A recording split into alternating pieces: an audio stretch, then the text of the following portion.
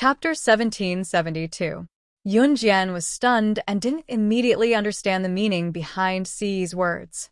Shenbai, who was standing to the side, was anxiously listening to the third madam's hoarse cries in the delivery room and inadvertently overheard Si's words. Yunjian and the other two could have left first, but the third madam of the Lung family, who is currently giving birth, was a relative of the Shin family. Although she wasn't a direct relative, she still had some contact with the Shin family. In the past, the third madam would bring delicious food and fun things for the Shin family's children. The third madam was very kind, and Shenbai was one of the people who had received the third madam's kindness. Therefore, when the third madam suddenly gave birth, Shenbai naturally didn't want to leave first. Shenbai was also a person who knew how to repay kindness. When she heard Si's words, Yunjian was slightly stunned. What do you mean by not giving birth to a football team? Yunjian was stunned, but she didn't ask. However, Shenbai, who was standing to the side, heard this and she unconsciously asked on behalf of Yunjian, "What's a football team? Is there a football team around here? Why haven't I heard of it?" Shenbai's heart was anxious for the third madam, who was still giving birth in the delivery room, so she didn't think when she said this. A child. Si's eyes were fixed on Yunjian. His tall figure shrouded Yunjian's right side, and he could see the beautiful side of Yunjian's face if he lowered his head slightly. These two words were considered a reply to Shenbai. At this moment, Shenbai didn't hear Si's words at all. She kept looking at the delivery room with an anxious expression. Lung Yichen, Song Zilin, and Gong Shengjin, who were standing to the side, clearly heard Si's words. A football team equals a child? And Ce just said that he wouldn't give birth to a football team? This meant, could it be that he originally wanted Yunjian to give birth to a football team's child? This was something only a Sao could do. Cough, cough, cough. I'm going out to get some fresh air. After Song Zilin understood Si's words, he couldn't help but cough twice.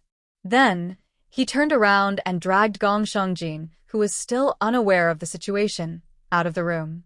This was truly torturous. They were about the same age, but she had already thought about how many children she would have in the future. TSK. Lung Yichen didn't go out because his third aunt was still in labor. Yunjian reacted quickly. Si's words, coupled with the reactions of Song Zilin and the others, made Yunjian's face instantly turn red. Master Lung and the other members of the Lung family who were standing around didn't notice them. At this moment, Yunjian held Si's hand and was about to walk out. Is third brother's wife all right? Could it be a difficult birth? Xing Lingling, the eldest daughter-in-law of the Lung family, asked at this time. Before Yunjian and Ce could leave, the door of the delivery room was opened. Xing Lingling's jinx came true. The midwife walked out of the delivery room anxiously. Her hands were covered in blood. As soon as the midwife walked out, she said to everyone in a trembling voice, "Hemorrhage, hemorrhage. Third madam is having a difficult birth, and her water has broken. But the child's body hasn't come out yet. What should we do? Master Lung, hurry up and send her to a proper hospital. If it's any later, we can only save one child." The midwife's trembling voice spread throughout the room, but it was an absolute blow to everyone present. What? Difficult birth? Third brother of the Lung family almost fainted when he heard the midwife's words. Then hurry up and send her to the hospital. Hurry. Although Master Lung was also frightened, as the head of the Lung family, he was naturally much calmer. He quickly spoke. Xing Lingling, who was hit by her own jinx, was so scared that she patted her own mouth and didn't dare to speak anymore. Just when everyone present was panicking and didn't know how to deal with a pregnant woman who was still in labor, a calm but heavenly female voice spread throughout the room. Chapter 1773. Right after Yunjian said that, old Master Lung's eyes that were filled with despair and dejection flashed with a glimmer of hope. The midwife had been prepared a long time ago. The third madam of the Lung family was getting bigger and bigger and could give birth at any time, so the Lung family had prepared the best midwife. In this era, the hospital technology and equipment were not particularly developed. It was fine if a pregnant woman had a normal delivery, but if she encountered a difficult labor, the chances of survival were almost slim. Of course, the chances of a difficult labor were relatively small, only about 20%. If she had a difficult labor, she could immediately be sent to the hospital for a cesarean section. Although there would be a scar on the belly after the delivery, it was better than having her life in danger. In 1999, even if there was something like a cesarean section in this era, few hospitals would carry it out. After all, the technology of a cesarean section was not very good at this time. If they were not careful, it was very likely that both the mother and the child would die. Naturally, the hospital did not dare to try it easily. Therefore, in this era, if there was a difficult labor, unless a cesarean section was performed which had no chance of success, the chances of survival were really pitifully low. And even if a cesarean section was to be performed, it must be done in a regular hospital under normal circumstances. Obviously, at this juncture, the third madam's situation did not allow for any delay. As soon as Yun Jian finished speaking, Master Ling's eyes lit up again. He knew that as the sorcerer goddess, Yun Jian would never say something that she was not confident about. Hey, are you treating human life as a joke? Xing Lingling, who had cursed the third madam to have a difficult labor just now, heard Yun Jian's words and became smug again. Ever since Yun Jian appeared for the first time and was invited to the main seat by Master Lung, Xing Lingling hated Yun Jian very much. The main seat was only for the noblest person in the Lung family. Even the first madam of the Lung family, Xing Lingling, had never sat there. Yun Jian was an outsider. How could she? Sister Grim Reaper, we all believe in you. You even saved my brother's life. The third madam treats me very well. You must save her. At this time, Shunbai looked at Yun Jian. She put her hands together and looked at Yun Jian with begging eyes. She saved your brother, Shen Xiaochen? Didn't your brother already declared dead?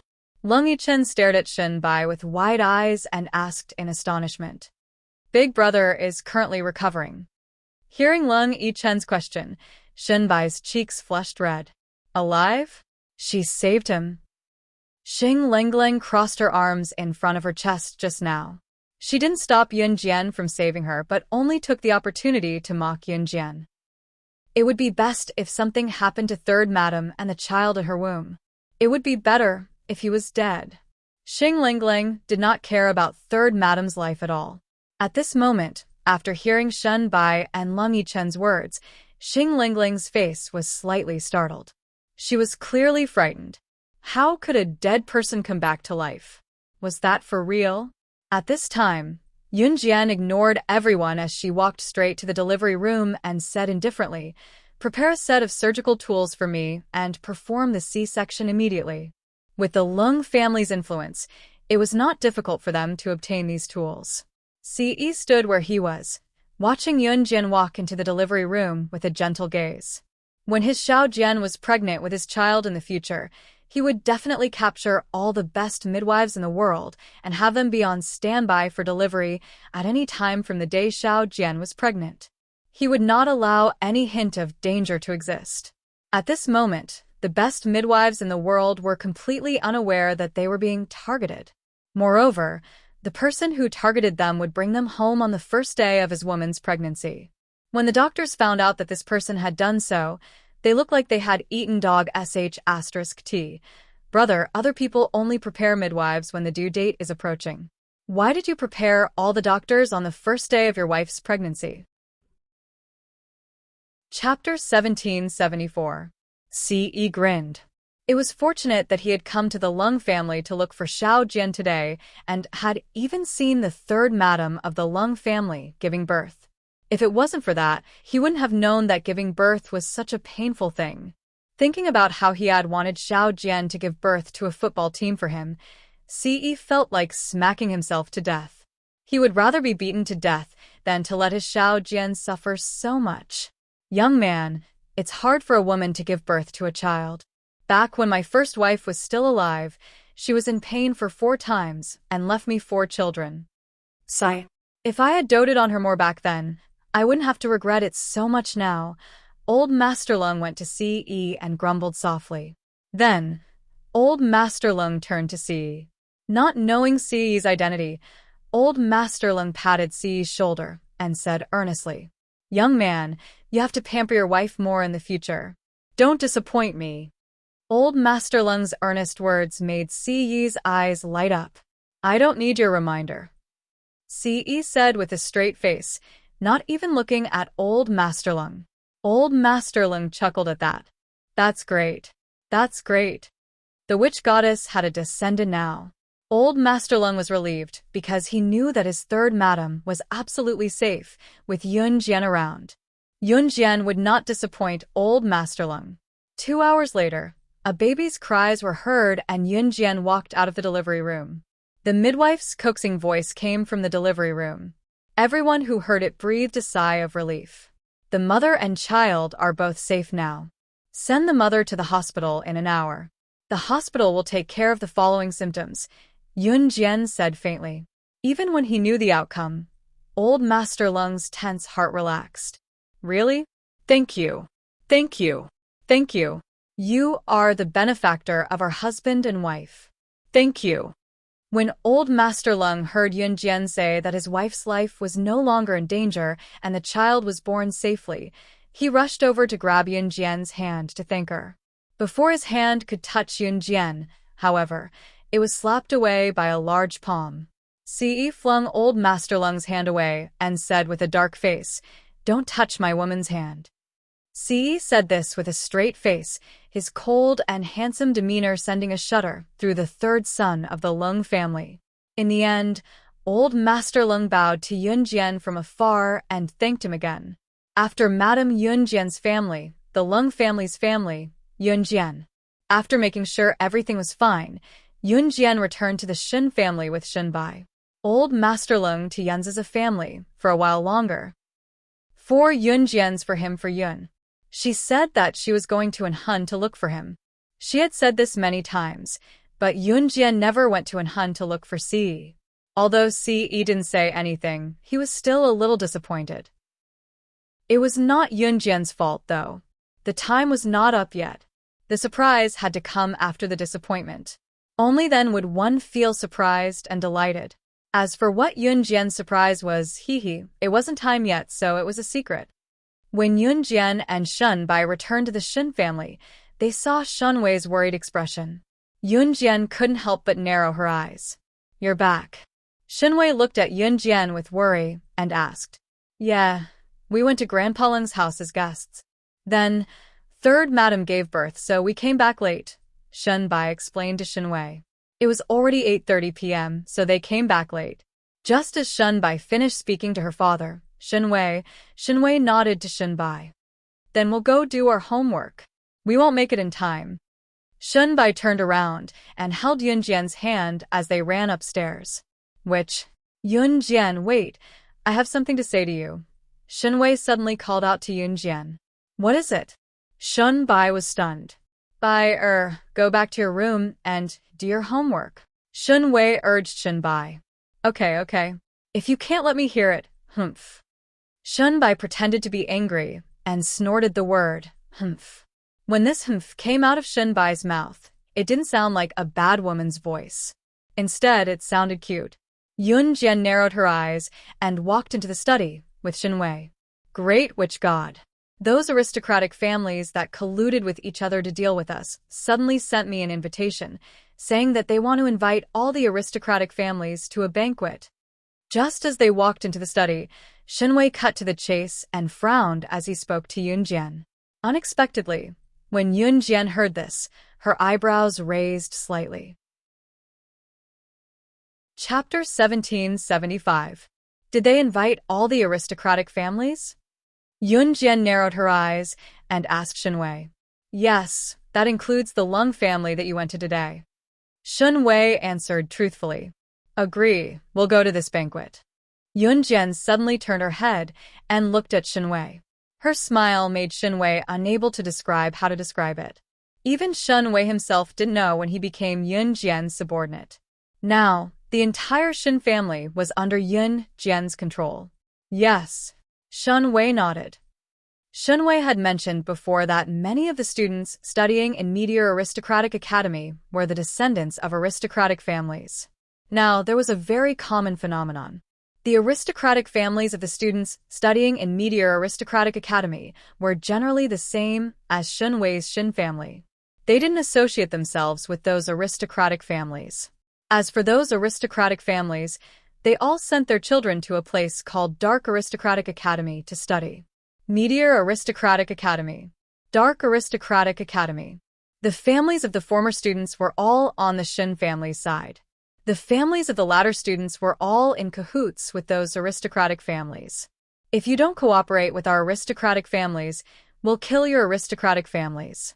Therefore, there was such a saying before. Which side these aristocratic families stood on depended on which academy they sent their children to study in. Currently, it seemed that the aristocratic families of the students studying in Dark Aristocratic Academy were generally stronger than the Shun and Lung families. Therefore, Shunwei's son, Shun Xiaocheng, was clearly framed by those aristocratic families who wallowed in the mire. But in order to protect the entire Shin family, Shunwei forcibly endured it. On Friday, Meteor Aristocratic Academy was on holiday. Many aristocratic families' children were sent to Dark Aristocratic Academy. This time, the aristocratic families that were hostile to the Shun and Lung families set the banquet at Dark Aristocratic Academy. The theme of this banquet was a masquerade ball. Apart from the aristocratic family's children who could participate, all the Meteor and Dark Aristocratic Academy's children who weren't from aristocratic families could also participate. Naturally, they had to dress up before going. Shunbai didn't know the danger of this banquet. She was like an innocent little girl, choosing her favorite dress and carefully dressing herself up. Yunjian wore a black evening gown that showed off her figure. This exquisite evening gown outlined her perfect figure incisively and vividly. Even from afar, one would be attracted by this perfect figure. This black evening dress was actually a very ordinary dress, but when Yunjian wore it, there was an indescribable sense of nobility. Many people were already present when he entered the Dark Noble Academy's masquerade ball. Yunjian and Shunbai each put on a mask and walked into the crowd. At the scene of the masquerade ball, 3 middle-aged men were holding wine glasses in the distance. They were not wearing masks and were chatting with each other. These 3 people were the 3 most powerful and influential families among the clans that wallowed in the mire. They were the Zhu family, the Lan family, and the Mo family. Among the 3 aristocratic families, the Lan clan was the most important. Just as Yunjian narrowed her eyes, Shunbai suddenly pulled on Yunjian's arm and shouted, "It's them! It's them! Let's go quickly!" Chapter 1776. It's you too. The moment he saw Yunjian and Shunbai walk over, Song Zilin quickly recognized the masked Yunjian and Shunbai. He happily waved at Yunjian and Shunbai. For the matter 2 days ago, I thank you on behalf of Third Aunt. Even Leng Yichen, who always had a cold appearance, nodded towards Yunjian. Yunjian also very indifferently nodded. Leng Yichen and the other 2 were all wearing masks and looked like young masters in their youth. Yichen, so you're here. At this time, a very loud voice sounded. Yunjian didn't need to look to know that the owner of this voice was Lin Xiui, who had sprayed her and Shunbai with water spray at Meteor Academy. When she saw Yunjian and Shunbai, Lin Xiui, who was also wearing a mask, immediately recognized Yunjian and Shunbai. "It's you guys. Why are you guys here?" This was Lin Xiui's first reaction. When she saw Yunjian's perfect figure that made people jealous wrapped in this unremarkable black evening gown, Lin Xiui's jealousy rose to the extreme. Just as Lin Xiui fiercely glared at Yunjian, Yunjian's eyes suddenly lit up. She reached out and grabbed Shunbai, then turned a small circle to the left to dodge. A jet of bright red liquid sprayed in the air like a fountain and flew past where Yunjian and Shunbai were standing at a speed that was visible to everyone, heading straight for Lin Xiui, who was standing right in front of the spot where Yunjian and Shunbai were standing just now. This was the trajectory of a glass of red wine, and this uncontrollable glass of red wine just happened to spill on Lin Xiui's evening gown. Lin Xiui's evening gown was white, but with this spill, one part of it instantly turned red. Seeing this, Lin Xiui's face turned green. Not far away, the 16 or 17-year-old girl who purposely poured red wine on Yunjian saw that she poured it on the wrong person, but she didn't show any signs of remorse. "What are you doing?" Lin Xiui exclaimed when she saw the girl pouring red wine on herself. The person I want to knock down isn't you. Who allowed you to stand there?" The 16 or 17-year-old girl raised her head and glared at Lin Xiui righteously. Now Lin Xiui knew that she had become Yunjian's scapegoat. "Why did you dodge just now? You did it on purpose, didn't you?" Lin Xiui roared at Yunjian again. Yunjian ignored her.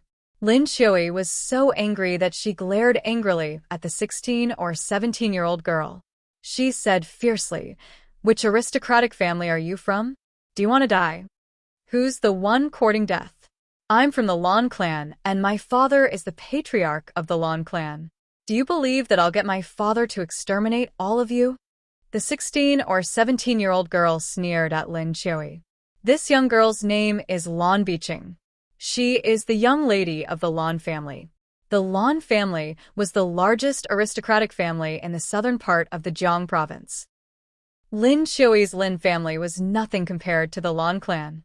So when she heard Lan Biqing's words, Lin Xiui was so scared that she shrank back. Seeing this, Lan Biqing turned to look at Yunjian smugly. She saw Yunjian's slim figure and thought that she was too beautiful. So, she could not help but come over to fix her. She did not expect that she would be the wrong person. Lan Biqing thought that she would be able to see the fear on Yunjian's face after she revealed her identity. However, Lan Biqing was disappointed. Yunjian was not flustered at all. Instead, she crossed her arms and looked at her. Seeing this, Lan Biqing was furious. Just as Lan Biqing was about to do something to Yunjian, the scene suddenly quieted down. On the stage, the patriarch of the Lan clan, Lan Hongtian, who was also Lan Biqing's father, was standing there. He gestured for the crowd to quiet down. Lan Hongtian's power was overwhelming. So, the crowd immediately quieted down and did not dare to say a word. Then, Lan Hongtian's voice rang out. "The reason I'm holding a masquerade party here today is to let everyone enjoy themselves." Chapter 1777.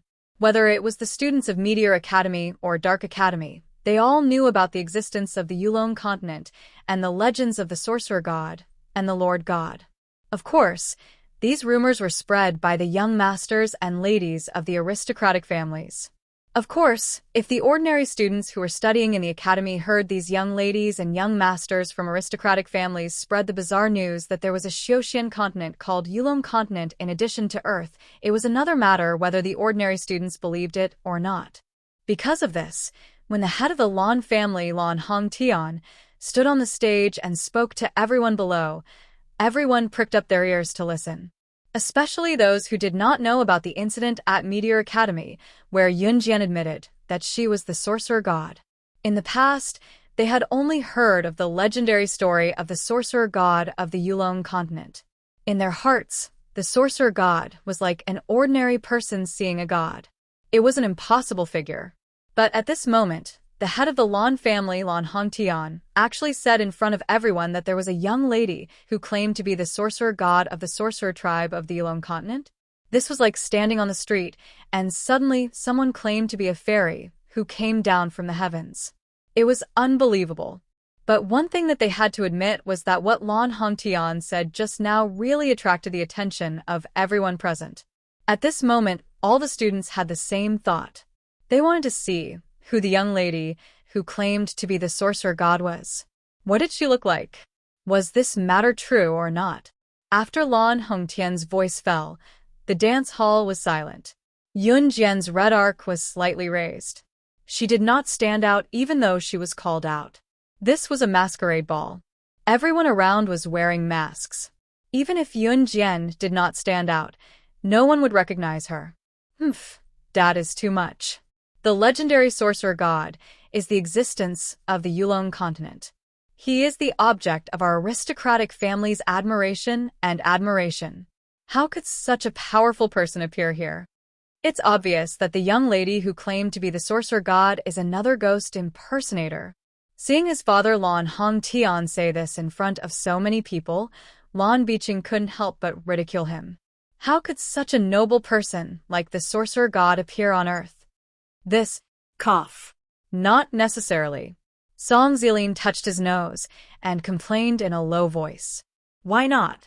A person of such high status, like the sorcerer god, would never appear here. Lan Biqing's voice was loud and confident. Cough. Song Zilin glanced at him and rubbed his nose. He ignored Lan Biqing. Why couldn't he appear here? Isn't the sorcerer god standing right in front of you right now? And it's the person you didn't like just now. Song Zilin didn't say it out loud. Yunjian narrowed her eyes and looked at Lan Hongtian, who was standing on the stage. Yunjian had just shifted her gaze to Lan Hongtian, who was standing on the stage, when Lan Biqing's aggressive voice rang out again. What are you looking at? No matter how much you look, the sorcerer god that my father is talking about is definitely not you. The people around him were all looking at the stage. Lan Biqing pretended not to see anything. Yunjian looked at that pair of eyes on the stage, but Lan Biqing was aggressive. She could imagine that Lan Biqing wanted to pour the red wine on Yunjian because he was jealous of Yunjian's beauty. She couldn't help but sigh. Yunjian's beauty came from inside out. Even if she didn't show her face, she could make girls jealous to death just by looking at her back. Just as Lan Biqing's voice fell, a rather pleasant male voice rang out. Biqing, you're here? When I heard your voice, I knew it was you. When the male voice fell, Yunjian glanced over. She saw two masked boys standing in front of her. One look and you could tell that their status wasn't low. The one who spoke was the shorter one on the right, and the one on the left didn't say anything. Beside the two boys stood a large group of young boys and girls. When Lan Biqing saw the boy on the left who didn't say anything, his eyes lit up. He shouted excitedly at the boy who didn't say anything. Brother Shiling, you're here. It took me a long time to find you. As he spoke, Lan Biqing glared at Yunjian. He looked like he was showing off that he was very familiar with this boy. He pounced on the boy who was called Brother Shiling. Mo Shiling, the recognized genius of the Mo family. Chapter 1778. Lan Biqing said as he flew in front of Mo Shiling and grabbed her hand. Mo Shiling said softly. Different from Lung Yichen's indifference, Mo Shiling was the kind of person who ignored strangers and only cared about acquaintances. Biqing Mimi, I was the one who called you, but you called your brother Shiling's name. My heart hurts. Standing next to Mo Shiling, the boy who called for Lan Biqing just now put his hand over his heart and pretended to be heartbroken. The boy standing next to Mo Shiling was the young master of the Zhu family, named Zhu Bufan. Mo Shiling and Zhu Bufan were the school hunks of the Dark Noble Academy. Their status was about the same as Lung Yichen's group in the Meteor Noble Academy. But in comparison, Mo Shiling and Zhu Bufan's status was higher than Lung Yichen's group. Brother Bufan, don't make fun of me. Lan Biqing immediately acted like a little girl. The Lan family, Mo family, and Zhu family were the three leading families in the Dark Noble Academy. Their status was not something that the Shen family and Lung family could compare to. And Mo Shiling was the strongest in the younger generation among all the aristocratic families. She was also known as the strongest youth. The group of boys and girls standing next to him were all young masters and young ladies of the aristocratic families who were on good terms with the Lan family, Mo family, and Zhu family. Therefore, they all greeted Lan Biqing. Lan Biqing felt that he had a lot of face in front of Yunjian and this group of people. He knew so many people, and each one of them was an elite youth. And Yunjian and this group of people were a bit like country bumpkins entering the city. The more Lan Biqing thought about it, the prouder he became. He didn't know where this arrogance came from. Biqing Mimi, these people are? At this time, Zhu Bufan, who was smiling mischievously, locked his eyes on the group led by Yunjian and asked Lan Biqing. A group of people who think they are great. I don't know if they are from aristocratic families. Lan Biqing looked at Yunjian and the others with contempt. Especially when he looked at Yunjian, Lan Biqing glared at Yunjian. There was a strong sense of mockery in his words. In the eyes of Lan Biqing and the others, if they were not from the aristocratic families, then they were just ordinary people. It was like a person with a net worth of over 100 million seeing someone with a net worth of over 1 million. Sister Biqing, don't say that. Since we're all here, we're all friends. Zhu Bufan said, but pride was inevitable. Among all the people present, Lan Biqing, Mo Xiling and Zhu Bufan's Lan family, Mo family and Zhu family had the highest status. Even Leng Yichen's Leng family couldn't compare. Therefore, the pride in Zhu Bufan's words was understandable. At this time, Lan Hongtian, who had been waiting on the stage for a long time without a reply, smiled awkwardly. It seems that the girl who claims to be the sorcerer goddess doesn't want to go on stage now. Haha, this Lan understands. After the masquerade ball is over, this Lan will invite you up again. Lan Hongtian's words meant that he would not give up until he saw the girl who claimed to be the sorcerer goddess. These words were also directly telling Yun Jian that if you don't show up today, don't even think about leaving. In this regard, Yun Jian narrowed her eyes slightly. After Lan Hongtian's words fell, the masquerade ball began. The music in the ballroom suddenly sounded. This was a masquerade ball. Naturally, the boys invited the girls to dance with the music. At this time, Zhu Bufan, who looked delicate and pretty, walked in front of Yun Jian. In front of everyone, he stretched out his hand to Yun Jian and invited her. Miss, what's your name? Do you want to dance with me? Zhu Bufan and Mo Xiling were the school hunks of the Dark Noble Academy and were very popular.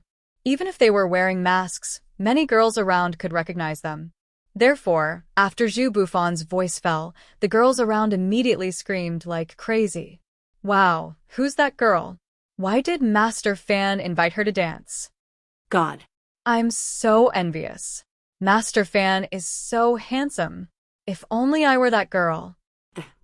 Zhu Bufan was the young master of the Zhu family. He had a high status and good looks.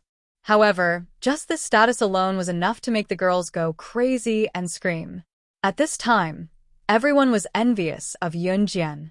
Just when everyone thought that Yun Jian would be so excited that she would immediately agree to Zhu Bufan's invitation, they saw Yun Jian with her arms crossed in front of her chest. She had no intention of extending her hand at all. Yun Jian stood in place and sneered at Zhu Bufan in front of everyone. Chapter 1779. Lan family, Mo family, and Zhu family had the highest status. Mo family was second only to Lan family because of Mo Xiling. Although Zhu family status was lower than Lan family and Mo family, Zhu family status was ranked third among all the families in the entire ballroom. As the future heir of Zhu family, except for Mo Xiling, Zhu Bufan was undoubtedly the ideal partner in the hearts of many girls. But just now, Zhu Bufan was the ideal partner in the hearts of many girls. Among the younger generation, except for Mo Xiling, he was the most outstanding one. He was also the school hunk of the Dark Aristocrat Academy and had a high status. But Yun Jian said that he was a waste whose strength was not as good as hers. Just the fact that Yun Jian refused to dance with Zhu Bufan was enough to surprise everyone present. Who was Zhu Bufan? He was the school hunk of the Dark Aristocrat Academy. Other girls were rushing to have a relationship with Zhu Bufan. But this girl, she actually refused Zhu Bufan's invitation to dance. That was fine, but she actually said that Zhu Bufan was a waste? One had to know that in addition to the genius of the Mo family, Mo Xiling, the strongest among the younger generation was Zhu Bufan. What? Waste? Who are you talking about? Even Zhu Bufan himself was confused for a moment before he asked. Naturally, I'm talking about you. Yun Jian sneered. She stood in front of the long table where the pastries were placed. She lazily picked up a piece of osmanthus cake from the long table and threw it into the air. She opened her mouth and threw it into her mouth. Dancing at a masquerade ball was not as good as eating a few pieces of pastries. You actually said that Brother Bufan is a waste? I think you are the waste. Do you have any shame? Ah, how can there be such a shameless woman like you in this world? After listening to Yun Jian's words, Lan Biqing, who had not had a chance to scold Yunjian, was stunned. In front of everyone, he stretched out his hand and shouted at Yunjian. Too much.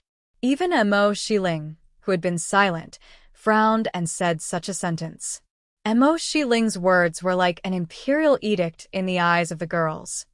That's right. How can you be so excessive? Even young Masterling said that you've gone too far. How could a girl like her be invited to tonight's masquerade ball? Get the hell out of here. We don't welcome you. Exactly. You're not welcome here. Get out of here. Immediately, the surrounding girls began to curse in unison. Mo Xiling had always regarded himself as aloof.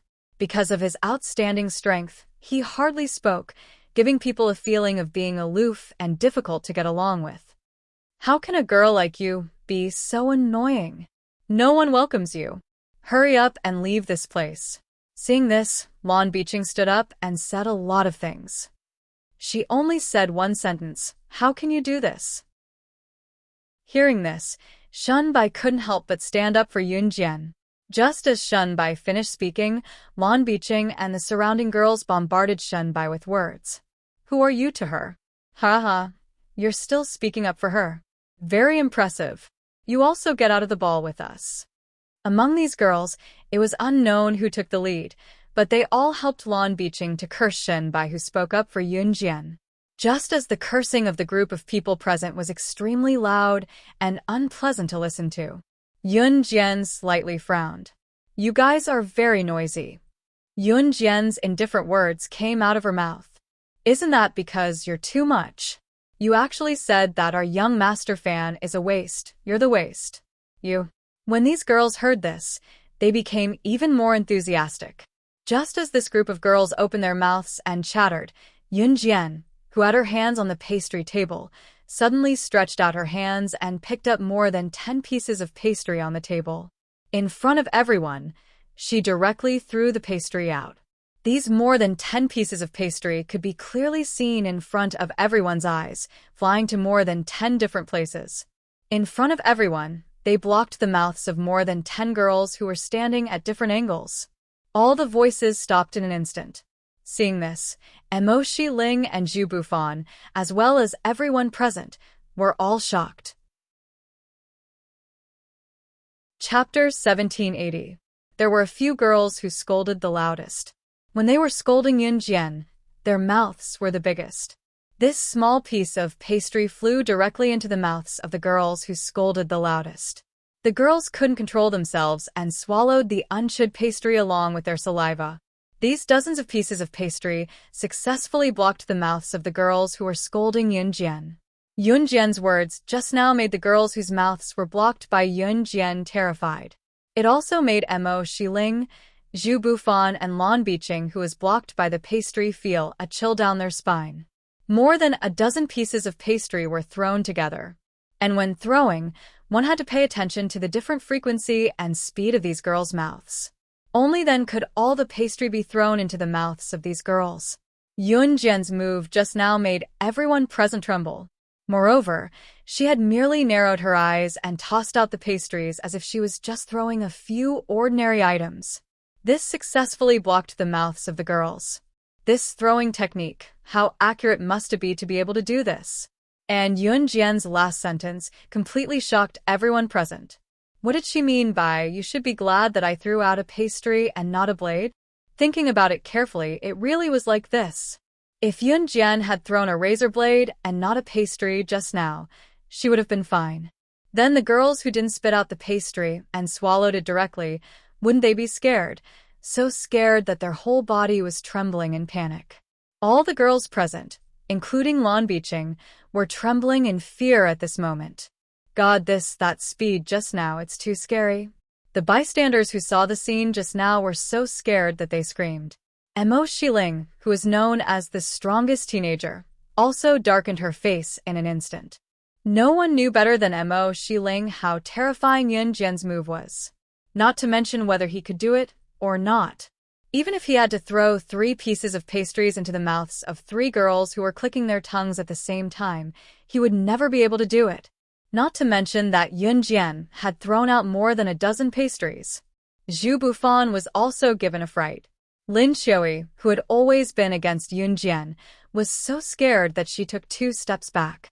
She swore in her heart that she would never dare to provoke Yun Jian again. Leng Yichen and the other 2 were a little calmer, but they couldn't hide the shock in their hearts. You. Are you trying to be mysterious again?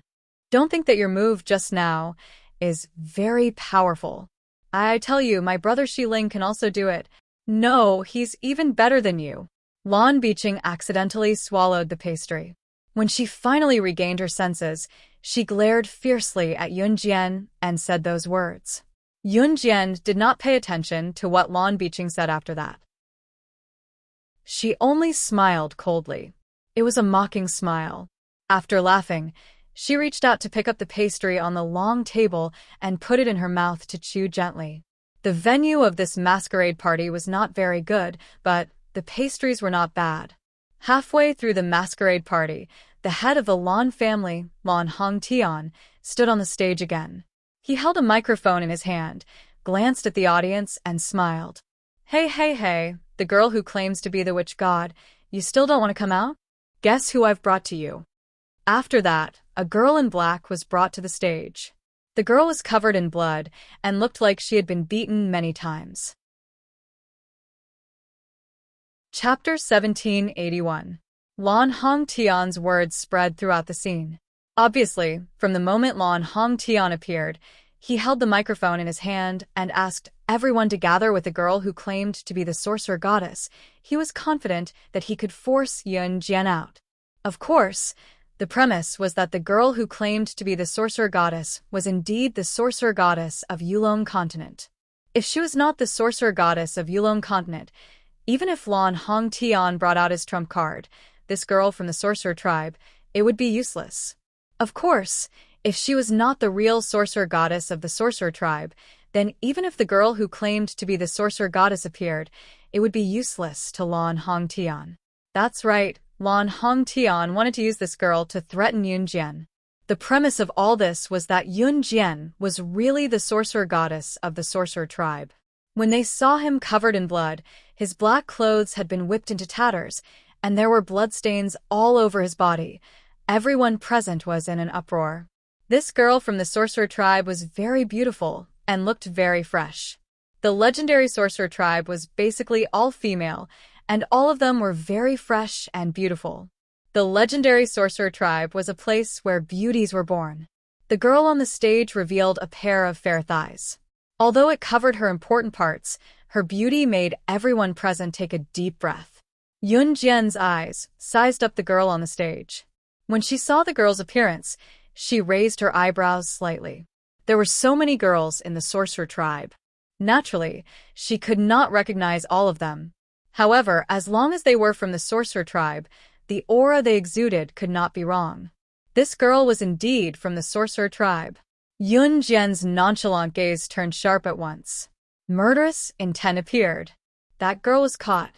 Why are you angry? This is not your problem.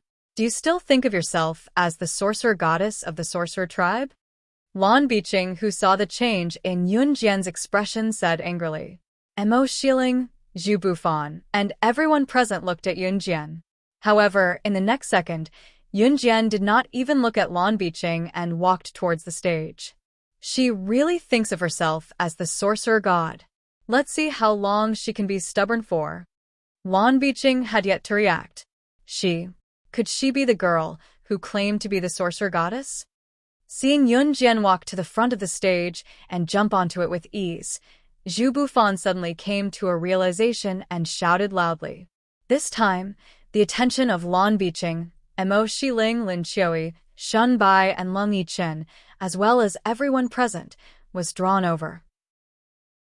However, Yun Jian, who had jumped onto the stage, met the eyes of the Lan family's patriarch, Lan Hongtian, in front of everyone's dumbfounded gazes and said, "For thousands of years, you are the first person who dared to capture a member of the shaman tribe right under my nose."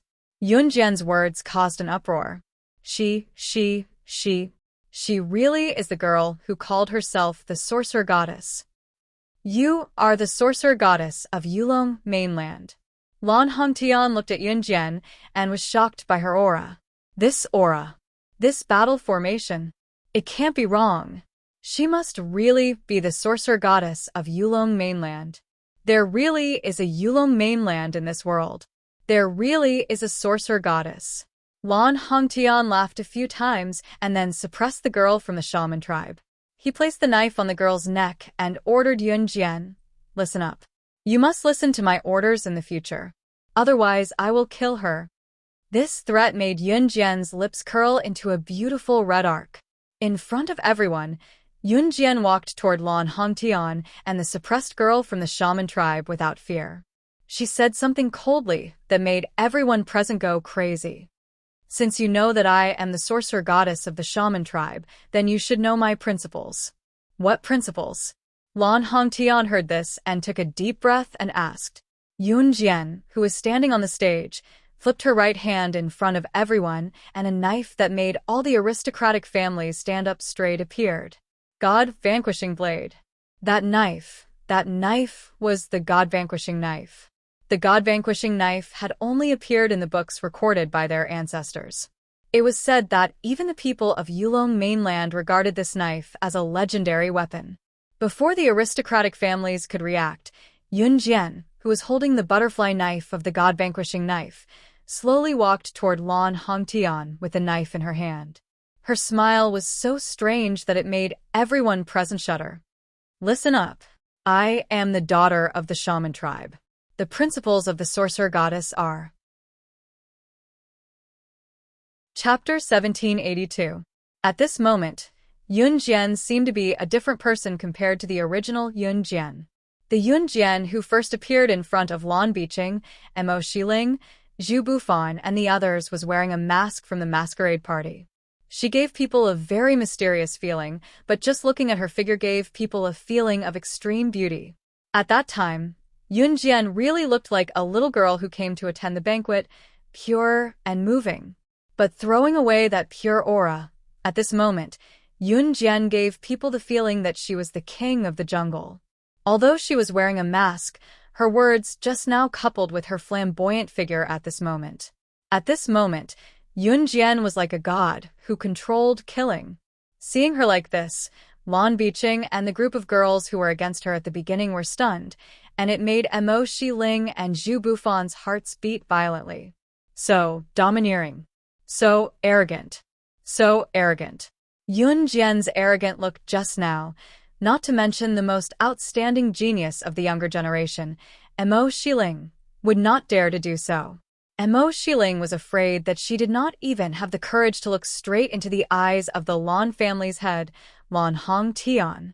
Therefore, Mo Xiling and Zhu Bufan, who wanted to tease Yunjian at the beginning, did not look particularly good. Sorcerer God. Sorcerer God. Sorcerer God. At this moment, the Shun family, who was standing not far away, joined forces with the Lung family and all the other families who fought against the Lan family and shouted at Yunjian on the stage. Standing on the stage, Yunjian heard the shouts and naturally knew that these shouts must have been organized by Shinwei. If they did not fight against the Lan family and this group of families who colluded with each other, when would they? What's more, they had the support of the sorcerer god. Shenwei was not stupid and naturally understood this point. Yunjian did not respond. At this moment, her eyes were red as she walked in the direction of Lan Hongtian, who was suppressing the witch tribe girl. When the people of Yulong continent came to Earth, they had no spiritual power, but if they used it forcibly, they could still use spiritual power, but they had to pay a price. However, Yunjian could tell that the young witch girl, who was covered in wounds from the beatings, had no spiritual energy left in her body. He had heard from Shinwei that the Lan family had gathered together because they wanted to rush back to the Yulong continent one day and attempt to rule the Yulong continent. Therefore, since a few hundred years ago, the Lan family had been researching a potion that could make the people of the Yulong continent lose their spiritual power. And now the experiment was a success. Needless to say, this young lady from the sorcerer tribe had been drugged with this potion. Hence, even if she was in the Yulong continent, she would not be able to use her spiritual energy. Lan Hongtian captured the young girl from the witch tribe. This action made Yunjian very angry. What angered Yunjian even more was that Lan Hongtian had not only captured the young women from the sorcerer tribe, he had also tortured and beaten the young women from the sorcerer tribe. With the god-vanquishing blade in her hand, Yunjian walked towards Lan Hongtian without stopping. Seeing the god-vanquishing blade in Yunjian's hand, Lan Hongtian, who was holding the blade against the young woman from the sorcerer tribe's neck, was frightened. He threw away the blade and stepped on the young woman from the sorcerer tribe mercilessly. He then fished out a bottle of potion from his body. "Since you won't listen to me, I won't hold back either. You should have heard of this potion. As long as I sprinkle it on the people of the Yulong continent, you will immediately lose your spiritual energy. So, what if you are the sorcerer god? You must listen to me." Lan Hongtian took out his trump card. He looked at Yunjian and shouted. The crowd below the stage, including the people from the Shin family who were shouting just now, felt their hearts tighten. That potion. It would make the sorcerer god lose his spiritual energy. Could it be that the sorcerer god was being threatened just like that? Just as they were thinking about it, they saw Yunjian laugh coldly. She did not stop but continued to walk towards Lan Hongtian. Looks like you are stubborn. I won't hold back then." After Lan Hongtian finished speaking, he opened the cap of the potion and sprinkled it on Yunjian's body. "Oh no, quickly dodge." Shenwei was so frightened that his expression changed drastically. Everyone below the stage was stunned. Just as the potion was sprinkled on Yunjian's body, they saw Yunjian's figure flash. Her speed suddenly became as fast as thunder. In a breath's time, she appeared in front of Lan Hongtian from 5 meters away. The god-vanquishing blade stabbed into Lan Hongtian's heart in front of everyone at a speed that Lan Hongtian did not even have time to react. In the next second, Yunjian pulled out her blade and kicked Lan Hongtian off the stage before he could react. Just as the crowd was so frightened that their backs straightened, Yunjian's cold voice rang out a second before Lan Hongtian closed his eyes and stopped breathing. Chapter 1783. In the eyes of these aristocratic families, other than the sorcerer goddess of Yulong mainland, the internationally renowned slaying god was also a person that these aristocratic families and the people present had heard of. Yunjian's last sentence, "Kosha mercenaries, slaying god," made it clear to those who did not know who slaying god was. Who else could slaying god of Kosha mercenaries be? Other than slaying god, who was ranked first on the international secret agent ranking, who else belonged to Kosha mercenaries? Many of the students present might not know who slaying god of Kosha mercenaries was, but these aristocratic families' children had been educated by their families since young. They were very familiar with slaying god of Kosha mercenaries. This was a terrifying existence that they did not dare to provoke. Therefore, when Yunjian finished speaking, everyone present, especially Lan Biqing, Mo Shiling, and Zhu Bufan, including the group of girls who had mocked and ridiculed Yunjian and were aggressive toward Yunjian like a machine gun. In the end, Yunjian sealed their mouths with pastries. Everyone's pupils contracted, their faces were tense, and their mouths were agape. The moment Lan Hongtian closed his eyes, he heard Yunjian's voice. It was too late for regrets. The potion that the Lan family had planned for hundreds of years and spent so much manpower and energy to develop was ineffective against the sorcerer goddess. And she was slaying god, ranked first on the secret agent ranking in the country. Even if Yunjian had lost her spiritual power, with the Lan family's power, forget about capturing Yunjian, the entire Lan family would have been annihilated. And now the Lan family was done for. Completely done for. He was also done for. The Lan family's years of hard work were all gone after he had wronged Yunjian. In that instant, countless emotions flashed through everyone's mind. 3 seconds later, Lan Hongtian was kicked off the stage. Fresh blood spurted out from his heart and drew an arc in the air. Lan Hongtian was brutally smashed to the ground and died a tragic death. For those who were stabbed by the god-vanquishing blade, even the gods of Deity Continent would have their souls destroyed, let alone humans. Lan Hongtian's soul was destroyed. He could not escape. The families who were in cahoots with Lan Hongtian shrank back when they saw Lan Hongtian being stabbed to death by Yunjian and kicked off the stage. Even the masters of the Mo family and Zhu family, who were in cahoots with the Lan family, did not dare to step forward. The Lan family's patriarch, Lan Hongtian, had committed countless atrocities. In order to develop that bottle of medicine, he had captured thousands of innocent people and killed them for experiments. Since they could not capture people from the Yulong continent, they could only capture ordinary people from Earth. A bottle of potion was very corrosive to ordinary people. As long as a failed product was sprinkled on an ordinary person, that person would be corroded alive and die. Therefore, the God vanquish God experiment was a person. The Lan family's master was Slin God vanquish Lan Shenwei had long been annoyed by Lan Hongtian's actions of harming the innocent. However, Lan Hongtian and his group were powerful. He could not do anything about them. Now that he saw Yunjian killing such a heinous person in the form of his soul being destroyed, Shenwei immediately took the lead to call out to Yunjian, "Sorcerer Goddess! Sorcerer Goddess!" When Lan Biqing realized that his father had been killed by Yunjian and was about to rush over, the families who were in cahoots with the Lan family had already retreated with their people. The Mo family and Zhu family retreated quickly when they saw this. However, before they could leave, Lan Su, Gu Nianji, and Qingyu came from afar with a large group of people and surrounded the place. Although the Mo family and Zhu family were afraid of Yunjian, they did not recognize Lan Su and the other two when they saw Lan Su and the other two surrounding the place. Therefore, the Mo family's master shouted at Lan Su, trying to scare Lan Su away from his voice. "Who are you?"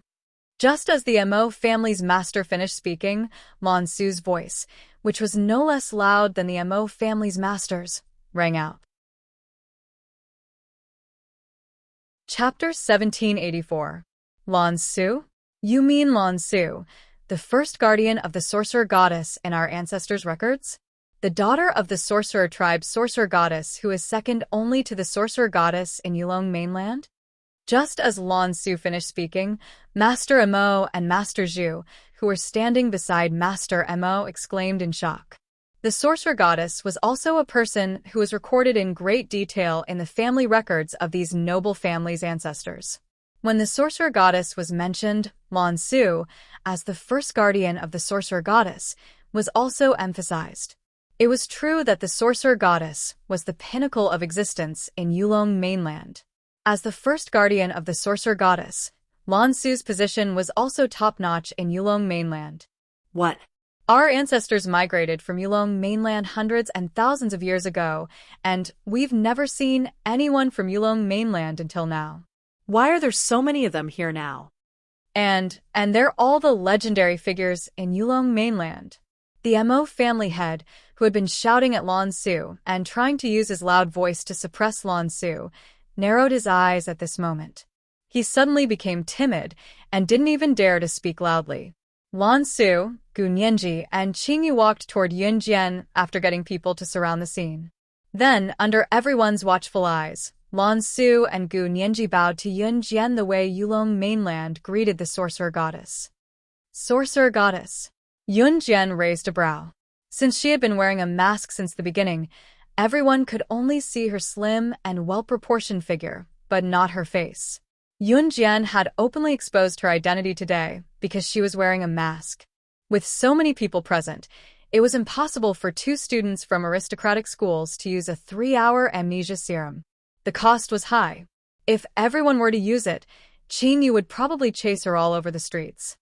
Clean up the scene. Take care of all the noble families who have harmed people with the Lan family as the leader. Yulong mainland doesn't need these noble families who have harmed people. Yunjian's voice, which was as beautiful as the sounds of nature, rang out and spread to every corner of the place. Hearing this, all the people who were in cahoots with the Lan family were paralyzed. It's over. Not only was the Lan family finished, all the other aristocratic families were finished as well. Yes. Lan Su, Gu Nianji, and Qingyu acknowledged the order and nodded at Yunjian. Yunjian handed the task of dealing with these aristocratic families to Lan Su and the other two. At that moment, Yunjian turned her head slightly and looked sideways at the girl from the shaman tribe. She moved her red lips and said to her, "Which elder of the shaman tribe are you a descendant of? Name?" Most of the girls in the sorcerer tribe were descendants of the sorcerer tribe elders. "I am Elder Wu Qing's granddaughter. My name is Wu Lin." The young witch girl, who was covered in wounds, bowed to Yunjian and said, "All right, you can return to Yulong mainland now," Yunjian said to Wu Lin. "Thank you, sorcerer goddess. I was accidentally brought to Earth. I didn't expect to be caught by them. Not only did they beat me, they even forced me to tell them the way to Yulong mainland. I didn't even tell them." Wu Lin looked up at Yunjian and said proudly. She was proud because she did not betray the shaman tribe out of fear. She did not betray the sorcerer goddess either. After sending Wu Lin off, the ball was almost over. Yunjian did not remove her mask halfway through. Other than Lin Xiui, Leng Yichen, and a few others, no one knew Yunjian. At that moment, Yunjian stood in the aisle and looked into Shenwei's eyes. The person who harmed Shenwei's son, Shen Xiaocheng, was the Lan family's master. Shenwei asked Yunjian to protect his daughter, Shenbai, because he was afraid that the Lan family would turn against his daughter. Now that the Lan family was destroyed, Yunjian did not need to promise to protect Shenbai's daughter for another month. Shenwei looked into Yunjian's eyes. He thanked her first before speaking. Chapter 1785. Of course, recovering all his memories as a supreme magus was not something that could be done within a short period of time. Shenwei was just an ordinary person. It was already impressive that he could make such a potion. Yunjian was not afraid that Shenwei was lying to her. He knew Yunjian's identity long ago. Yunjian could tell a liar from their gaze. "I'll send someone to deliver the potion to you in 2 days. It'll take about a month or two, because I still have to make the potion," Shenwei said. Yunjian nodded. As long as she could recover her memories, time was not a problem. After everything was settled, Yunjian returned to Longmen City. Originally, he had expected to stay in southern city of the Jiang province for a month. Unexpectedly, he had only stayed in southern city of the Jiang province for 3 to 4 days. After the middle of October, the weather was turning colder. People who wore thin short-sleeve shirts and shorts in summer were slowly putting on their jackets and long pants. At night, the weather turned cold and gloomy. Tonight, in particular, the temperature had dropped to the point that it was no different from winter. "Phew, it's so cold. Little Strawberry, don't go back. Why do you have to go back to school? Why don't you stay with us?" Qingyu rubbed her hands by the heater and told Luoberry. Qingyu had an air conditioner at home, but it was broken in the past 2 days. The weather was neither too hot nor too cold, and the temperature was just right, so Qingyu was too lazy to fix it. She did not expect the temperature to drop to single digits today. The weather after the middle of October was getting colder. The temperature difference between summer and winter in Jia province, the southernmost part of the province, was already huge. With the temperature dropping so much today, Qingyu did not even bother to stretch her hand, let alone fix the air conditioner. "Sister Jian, right? I told you to let little Strawberry stay with us for a few more days. Why do you have to go back to school so early? Can I bring you guys to play video games, race cars, and play mahjong? Is it fun?" Seeing that Luoberry did not answer, Qingyu turned to ask Yunjian, who was slouching on the sofa with her arms resting on the back and her eyes closed. Yunjian replied softly, without opening her eyes. After Leng Mei was taken away by Di Lin, Qingyu's house was finally quiet for a while. However, Lan Su came back not long after, and Qingyu's house was noisy again. However, Lan Su had been taken away by Adam ever since he returned from the southern part of the province. With that, Qingyu and Gu Niangu were left alone in Qingyu's house. Of course, the last sentence was just her imagination because Luoberry had not left yet. However, Luoberry was planning to go home today, so Qingyu and Gu Nianji would be alone in each other's arms for the rest of the day. I think I should go home," Luoberry said after a moment of silence. She hadn't seen Emo's son here for several days. Maybe he didn't want to see her? She was such an idiot. Last time, she was almost defiled by her cousin, and he happened to see it. Io, little strawberry, why are you so stubborn? You still want to go back to school to be abused. Don't go. Stay, sister will take care of you. Qingyu curled up into a ball from the cold, but she did not forget to ask Luoberry to stay. It was then that the door to Qingyu's house opened. It was Saturday today, so Yunjian saw her own brother, Yunyi, walking in when she looked up. Yunyi saw Qingyu curled up into a ball by the stove when he walked in, but he was too lazy to help her. Instead, he went back to his bedroom to grab a blanket to cover her. Yunyi knew Qingyu's habits after dating her for so long. Sometimes, when Qingyu was really frozen into a ball, she was too lazy to walk back to her bedroom to grab a blanket to cover herself. Hence, Yunyi hurried to Qingyu's bedroom and covered her with her blanket, mumbling incessantly, "What are you talking about? Why didn't you walk back to your bedroom to get a blanket when you're so cold?" Chapter 1786. Qingyu and her brother, Yunyi, were living like an old married couple. Even the way they spoke was similar. Gu Nianji was already used to the way the two of them treated her. She hugged her knees and rolled her eyes. Show off to your heart's content. Luoberry, who was sitting next to them, could not help having some weird thoughts. If she and Emosen could be as loving as Qingyu and Yunyi one day, no. What was she thinking? He was Emo's son, one of the 4 leaders of an Hun group. They were not on the same side. She was not worthy of him at all. She had to erase such thoughts. Moreover, Luoberry was planning to leave today. She was leaving Emosen's world completely. She had never loved before. It was her first time falling in love with a boy. Luoberry thought that as long as she left Emosen's world completely and could never see him again, she would not think about him anymore. Both Gu Nianji and Luo Mei had their own thoughts as they watched Qingyu and Yun-Yi being lovey-dovey. Yunjian, on the other hand, was used to it. With a small smile, she picked up the TV remote control in front of her and turned it on. As soon as the TV was turned on, the volume was turned up. A loud voice came through as soon as the TV was turned on. "Grandpa, we must save Grandpa." The voice of the super-large anime Calabash Brothers rang out. Yunjian coughed dryly when she heard that. It was obviously the video that Qingyu was playing. It popped out as soon as the TV was turned on. Yunjian changed the channel and watched the TV with her arms crossed in front of her chest. Luoberry was waiting for her family's car to pick her up. Yunjian did not ask her to stay. Qingyu was still puzzled. She did not know that Yunjian had sent a message to someone the moment Luoberry decided to leave and never come back. If Qingyu knew that Yunjian had done that, she would probably jump up and give Yunjian 2 thumbs up and exclaim, "You're the best." About 15 minutes later.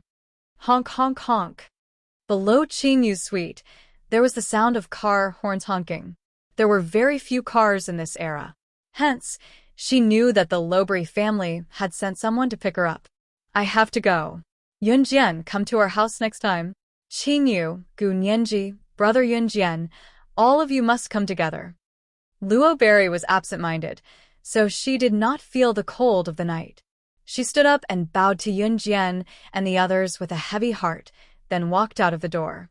"Hey, wait. Let us send you off if you want to leave." Qingyu, who was too cold to move earlier, stood up to leave. "It's okay, it's a little cold outside. See you next time." Luoberry waved at them and ran out. When Luoberry was almost downstairs, Yunjian suddenly led the way to the corridor of the suite and looked down at Luoberry.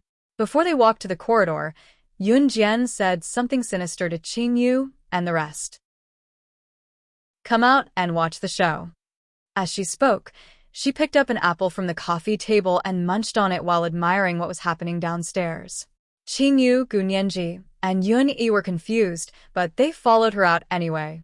Just as Luoberry opened the car door downstairs and was about to enter, a long hand grabbed her. Luoberry was shocked.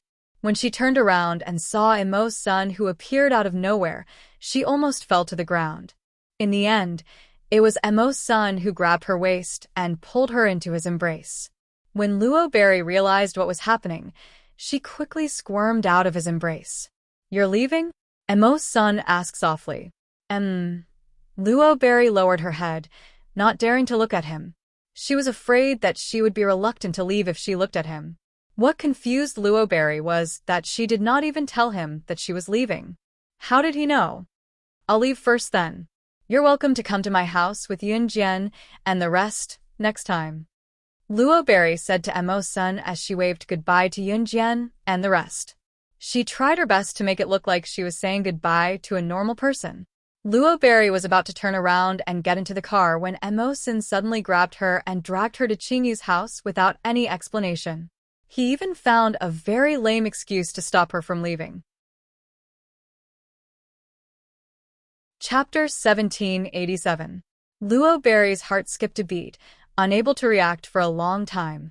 Was the weather very cold these few days? The weather forecast said that tonight was the only night that was exceptionally cold. After today, it would be sunny for a long time. The weather forecast also said that the temperature difference in the past few days was rather large. Today was exceptionally cold, and the temperature would soar from tomorrow onwards. She had to be careful to prevent heatstroke when she went out during the day, standing by the corridor upstairs. Yunjian munched on her apple, enjoying the view as she watched what was happening downstairs. Qingyu, Yun-yi, and Gu Nianji's lips twitched as they almost spat out. So, you're such a person. They saw Emo's son grabbing Luo Berry's hand and taking 2 steps toward the staircase before turning to the car that came to fetch Luo Berry home. He said something to the driver. Yunjian and the rest then saw the car driver start the engine and leave after hearing what Emo's son said. Not long after, Emo's son pulled Luo Berry into Qingyu's house. Yunjian and the rest had already returned to Qingyu's house. Yunjian sat on the sofa and watched Luo Berry being pulled back by Emo's senator. She smiled and said to Luo Berry, "Welcome back." Luo Berry was still unaware of the situation. She was stunned before replying to Yunjian, and Luo Berry turned to look at Emo's son, satisfaction written all over her face. Although she did not know what was going on, did Emo's son ask her to stay? He really did ask her to stay. While Luo Berry's thoughts were still running wild, Yunjian had already looked down at her watch and got up to leave. Before she left, she turned to the rest and said, "I'll leave first. My friend is discharged. I'll go fetch her." With that, she strode out of Qingyu's house. Yunjian did not know what happened to Qingyu's house after that. She was on her way to Longmen City People's Hospital. Since she came back early, she could bring forward the matter of retrieving her mentor's letter that was delayed last time. However, Lan Su had been taken away by Adam recently. He said that he was going to bring Lan Su out for 2 days, so this matter was not urgent. The envelope would not run away either. Today was the day Chen Sini was discharged from the hospital after her accident. Although Chen Sini's brain had been closed, she could no longer do strenuous exercise like running for the rest of her life. This was the aftereffect. Today was the day that Chen Sini would be discharged from the hospital. She would be discharged at night. It was 7 o'clock in the evening. When Yunjian arrived at Longmen City People's Hospital, Zhang Xiaofeng and Ling Yichen were already standing at the entrance. Seeing Yunjian, Zhang Xiaofeng called Yunjian, "Master, has Sini been discharged?" Yunjian nodded and asked, "She's in the car over there. Uncle is handling the discharge procedures for Sini. Sini asked us to wait for you here." Zhang Xiaofeng and Ling Yichen smiled as they led Yunjian to the car Chen Sini was in. Jian. When Chen Sini saw Yunjian, she almost jumped out of the car and pounced on Yunjian, but Zhang Xiaofeng held her down and prevented Chen Sini from doing so. "Don't move. You've just been discharged," Zhang Xiaofeng told Chen Sini as he stood beside Chen Sini. "Okay." Chen Sini stuck her tongue out at Zhang Xiaofeng and told Yunjian, "Jian, my dad's sending me to my grandpa's house to rest for a few days tomorrow. Do you want to come with me for 2 days?" Yunjian had not been going to school recently, so Chen Sini had invited her. It was Chen Sini who looked at her with anticipation. Yunjian smiled and nodded. "Sure. Haha, Master, I can go back to school in peace with you accompanying her. I've fallen behind in my homework these few days. It's so frustrating. Chen Sini, you have to compensate me when you're better." Zhang Xiaofeng told Yun Jian when he saw that Chen Sini was recovering well these few days. He then turned to Chen Sini and began to bicker with Chen Sini like he used to. Got it, idiot. Chen Sini stuck her tongue out at Zhang Xiaofeng and made a face. Chapter 1788. Jian, I need to pack my things tomorrow. We can only leave for my grandpa's house at 5 in the afternoon tomorrow. My chauffeur will send us there. You can come to my house to look for me then. After joking with Zhang Xiaofeng, Chen Sini turned to stick her tongue out at Yun Jian. Yun Jian nodded. Chen Sini's father arrived after a while. It was Yun Jian who had saved Chen Sini. Chen Sini's father thanked Yun Jian and invited Yun Jian to his house to play for a while and have dinner. Yun Jian rejected both offers. After sending Chen Sini off, Yun Jian went home first. Qin Yiru must be at home now. Ge Junjian would be home for the next few days, so Qin Yiru had already set up dinner early. Just as she reached home, Yun Jian's sensitive ears picked up a few gossipy murmurs beside her when she passed by a corner. It was not unusual for these gossipy women to gather at the intersection and murmur, but what caught Yun Jian's attention was that the person they were murmuring about was Qin Yiru. Yun Jian raised a brow and leaned against the corner of the wall without showing herself, listening to the gossipy women's murmurs from the dark. Hey, do you guys know Ge Junjian from our neighborhood? Didn't he marry a wife called Qin Yiru not long ago? Of course. When they got married, it caused a stir in Longmen City. No, the entire Zhe province. I heard that the red carpet was laid from the bride's house to the groom's house. I've talked to this Qin Yiru you guys are talking about. She's quite a nice person.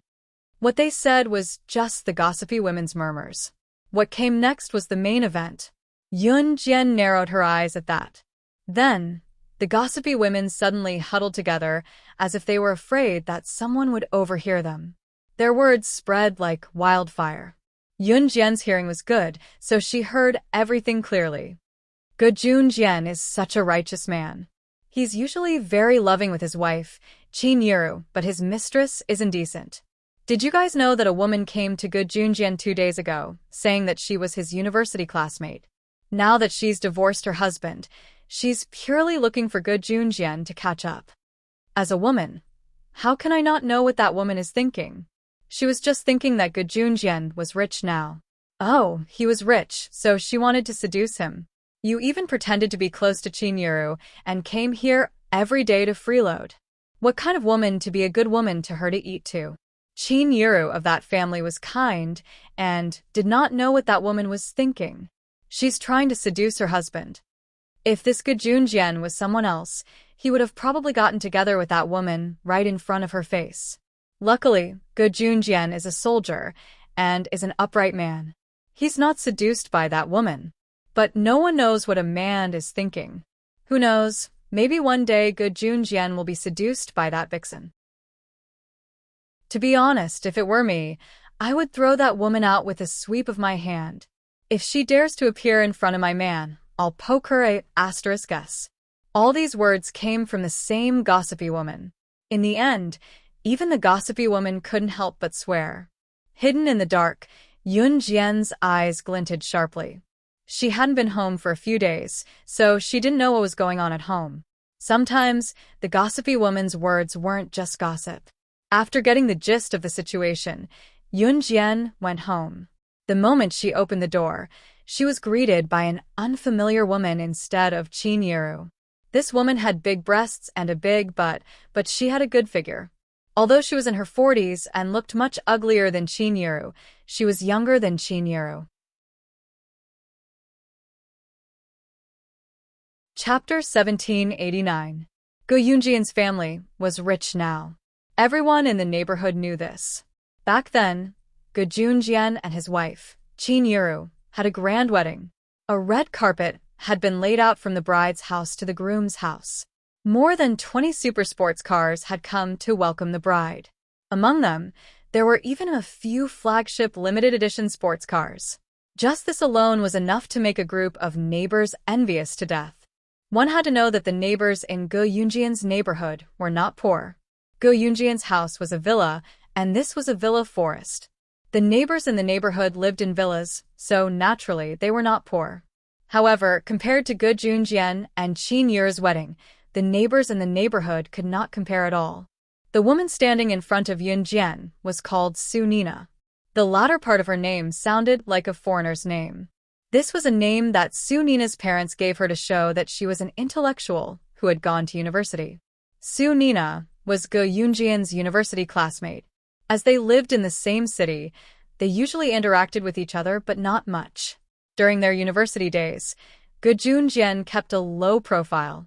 Su Nina thought that Gu Yunjian's family was very poor. During their university days, Gu Junjian and Su Nina had outstanding looks. Therefore, it was inevitable that there would be some people who liked to play matchmaker or tease them to get together.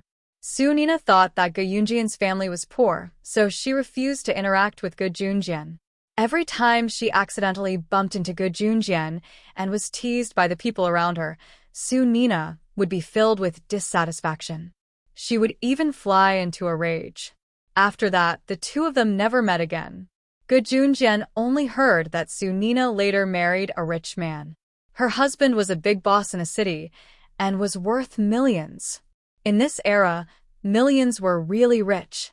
However, Su Nina was recently forced to get a divorce by her rich husband. She did not even get a single cent and was chased out with her son. However, in front of outsiders, Su Nina still had to pretend that she was very rich and did not care about her reputation. When Su Nina came back, she occasionally heard that Gu Yunjian's family had become very rich. Moreover, Gu Junjian looked valiant and heroic, which was why Su Nina's heart was moved. Especially when she heard that when Gu Junjian and Qin Yu got married, there were more than 20 super sports cars, including the red carpet from Qin Yu's house to Gu Yunjian's house. Su Nina thought that Gu Junjian was the one who paid for all this. Gu Junjian had become so rich. Therefore, she quickly came to the door. When she saw Yun Jian, Su Nina, who had just recovered from her confidence that she was younger than Qin Yu, was instantly dealt another blow. However, Su Nina did not dare to be rude to Yun Jian, so she could only pull a long face and speak nicely to Yun Jian. The moment Yun Jian entered, she saw Su Nina's hypocritical face. Su Nina's face was covered with thick makeup, and she was no different from a nightclub princess. The perfume on her body could be smelled from more than 10 meters away. Seeing this, Yun Jian frowned. Seeing that Yun Jian was ignoring her, Su Nina's face flashed with displeasure. However, she still spoke to Yun Jian in a very intimate tone. "Little girl, you're so pretty. Tell me, what's your name? How old are you this year?" As she spoke, Su Nina turned sideways and waved at a 13 or 14-year-old boy. After the boy ran over, Su Nina blocked Yun Jian at the door and did not let her in. It was as if she was the mistress of the house. Pulling the boy, Su Nina even introduced him to Yun Jian intimately. "This is my son, Su Liao. Liao, quickly greet your big sister." As she spoke, she even asked her son to call Yun Jian big sister. Su Nina was the kind of person who came uninvited and treated other people's houses as her own. She was the master of the house. Yun Jian did not even look at Su Nina. She stretched out her leg and kicked Su Nina away, walking straight into the house. Su Nina was kicked and almost lost her balance. She pulled the boy to the side and fell. After Su Nina steadied herself, she was furious. She was just about to complain to Gu Junjian. However, Yun Jian's voice was already heard. She was speaking to Gu Junjian and Qin Yu. Chapter 1790. The reason Su Nina dared to come here so brazenly was because she was certain that Gu Junjian and Qin Yu would not dare chase her away. After all, Gu Junjian and Qin Yu were honest people. Usually, when someone came to their house, they would treat them with courtesy as long as they were thin-skinned. Even if the other party was overboard, they would usually tolerate them as long as they did not cross the line.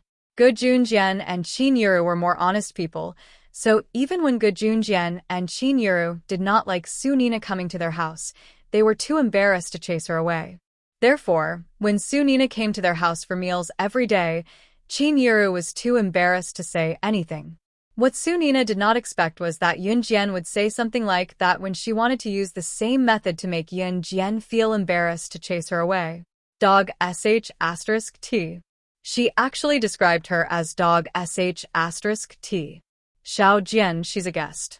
You can't say that. Qin Yuru had long disliked Su Nina, but she still had to say that in front of outsiders. As she spoke, Qin Yuru gave Yun Jian a look that said, "You're awesome. My child is young and speaks like that. Don't take it to heart," Qin Yuru quickly told Su Nina after she spoke. Su Nina, who wanted to criticize Yun Jian, was at a loss for words. Since Qin Yuru had already said that, if she, Su Nina, were to say something else, would it not make her seem like she was being petty with a child? Su Nina's expression was very ugly. "You're not allowed to talk bad about my mom. You're a bad person." Su Nina's son, Su Liao, suddenly bellowed at Yun Jian. His words gave the surrounding people a fright. "Liao, don't spout nonsense. You have to treat your sister like your real sister. Don't spout nonsense like that next time." Su Nina covered Su Liao's mouth and told Su Liao solemnly. When the others heard her, they really thought that Su Nina was well-mannered. When they thought about it, asking Su Liao to treat Yun Jian like his real sister. If they understood the meaning of her words deeper, it could be understood as Su Nina was going to take Qin Yuru's place sooner or later. Asking Su Liao to call Yun Jian sister? Su Liao listened to Su Nina very much. When Su Nina said that, Su Liao immediately shut his mouth. "By the way, Liao, what did you learn in school today? Where did you learn the English taught by the teacher at the cram school?" Su Nina was angry at Yun Jian, but she couldn't show it, so she wanted to use her son's extraordinary talent to provoke Yun Jian. "Mom, the English taught by the teacher at the cram school is too slow. Even if a foreigner stands in front of me, I can still say a few words to him in daily language." Su Liao was still a junior high school student. He was not tall, but he still had a smug look on his face. He said proudly, "Wow, Liao is amazing." Su Nina clapped her hands as she said that. Then she looked at Yun Jian and looked at Yun Jian with contempt. She pretended to be kind and said to Yun Jian, "My Liao isn't good at anything except English. I heard that your English is getting harder and harder in high school now that you're in high school. My Liao has been learning English since he was young. If you don't understand, you can ask my Liao." Yun Jian sneered with confidence. Unexpectedly, just as Su Nina finished speaking, Yun Jian's phone rang. When she raised her hand and saw the words displayed on the phone, Yun Jian raised her eyebrows. New Cruise was now expanding overseas. There was no room for further development in the country. Zhang Jifan didn't understand foreign languages, so whenever he talked to foreigners about cooperation, Yun Jian would take the call when she was free. Yun Jian pressed the speakerphone and picked up the call. A fluent English voice came from the other end of the phone. "Miss Yun Jian, how are you? I'm Apollo, the president of Alida Company." Chapter 1791. Yun Jian hung up right after she said that. Although the conversation only lasted for a few seconds, this fluent English conversation was definitely not as simple as an everyday conversation. Su Nina and her son, Su Liao, were stunned by the scene. Su Nina, who had just boasted about her son, froze. What did she say just now? She said that she wanted Yun Jian to learn English from her son, but what about Yun Jian? She was able to talk to foreigners? Su Nina was thick-skinned. After a pause, she cast aside her awkward situation and turned to look at Qin Yuru. "Io, sister-in-law, your daughter even knows foreigners?" The sarcastic tone made Qin Yuru frown. "Xiao Jian knows some foreigners and keeps in touch with them." Qin Yuru smiled politely at Su Nina even though she did not like Su Nina. At that moment, a handsome figure came down from upstairs. Upon closer look, it was good Yun Jian. Yun Jian narrowed her eyes. Her mother, Qin Yuru, married Yun Jian because Yun Jian was a righteous man who would not have any contact with shady women. It was not the first time Su Nina came to visit them. Based on what the gossipy women said, it had been a while. If it was just once or twice, Su Nina was probably here to catch up. As the hosts, Yun Jian and Qin Yuru should not chase her away. However, it was not the first time Su Nina came to visit. No matter how dumb Good Junjian was, he should be able to tell what was going on. If he did not do anything, Yunjian wondered if Qin Yuru marrying Good Junjian was the right choice. Xiao Jian, you're back? Let's go to the hotel for a feast tonight. Dad's treating a few college classmates to a gathering. Let's go together after a change of clothes. Good Junjian told Yunjian with a grin as he straightened his suit around himself. Good Junjian was treating a few university classmates to a gathering today, which was why Su Nina had stayed until so late and declared that she wanted to go with Good Junjian and Qin Yuru. It was already past 7 in the evening. The reason Good Junjian chose this time to treat his university classmates was that some of them had to work during the day and knocked off later at night. Looking at Good Junjian, who had changed out of his military uniform, Yun saw Su Nina's eyes sparkling. Yunjian's gaze darkened as she went upstairs. If Good Junjian did not handle this matter well, she would definitely leave with Qin Yuru. 3 minutes later, Yunjian had changed into a clean white long-sleeve shirt and a pair of blue skinny jeans. The loose shirt and skinny jeans accentuated her curves to the fullest. There was a sense of freshness about her. Yunjian was about to go downstairs when she heard Good Junjian talking to Su Nina. Qin Yuru was listening by the side as well. However, she heard Good Junjian say to Su Nina in a serious tone, "Su Nina, I, Good Junjian, have always been upright. I've never betrayed anyone. I didn't say it 2 days ago because I wanted to save you some face. Today, I'll be frank with you in front of my wife. When we were in university, our classmates wanted to match us up, but I've never had any thoughts about you. Not in the past, not now, and not in the future. Please conduct yourself with dignity." Chapter 1792. Before Yunjian went downstairs, she heard Good Junjian say those words to Su Nina in a very serious tone. Good Junjian was a soldier. Of course, he wouldn't say something as rude as "get out of my house" to Su Nina. However, Good Junjian wouldn't say anything to Su Nina just because he felt embarrassed and let Su Nina wander around in front of him. He couldn't do that. Qin Yuru was thin-skinned. She was born weak and knew her place. Good Junjian naturally understood this. However, a man married a wife to pamper and protect her. Otherwise, what was the point of having a man like him? Since Su Nina was so shameless, then he, Good Junjian, would be the bad guy. Yunjian, who was standing on the stairs, suddenly smiled. Indeed, it was the right decision to let Qin Yuru be with Good Junjian. Qin Yuru, who was standing downstairs, was so touched that she couldn't say anything after hearing Go Yunjian's words. On the other hand, Su Nina, who was standing opposite Qin Yuru and Good Junjian, froze.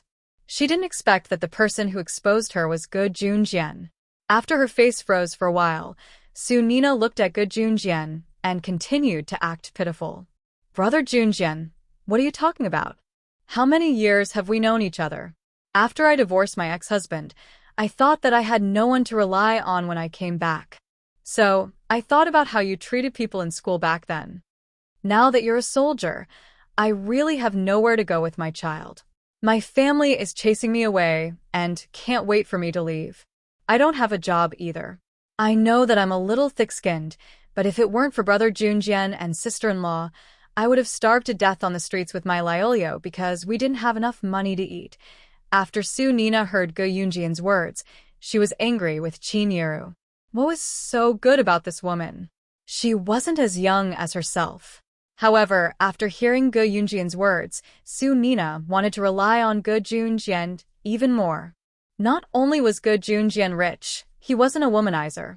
TSK, if her ex-husband had even half of Go Yunjian's heart, he wouldn't have made her a nun. That bastard. Su Nina was implying that she and her son Su would die if Good Junjian didn't let her and Qin Yuru, she and her son, Su, would die. Good Junjian frowned. This woman was really difficult to deal with.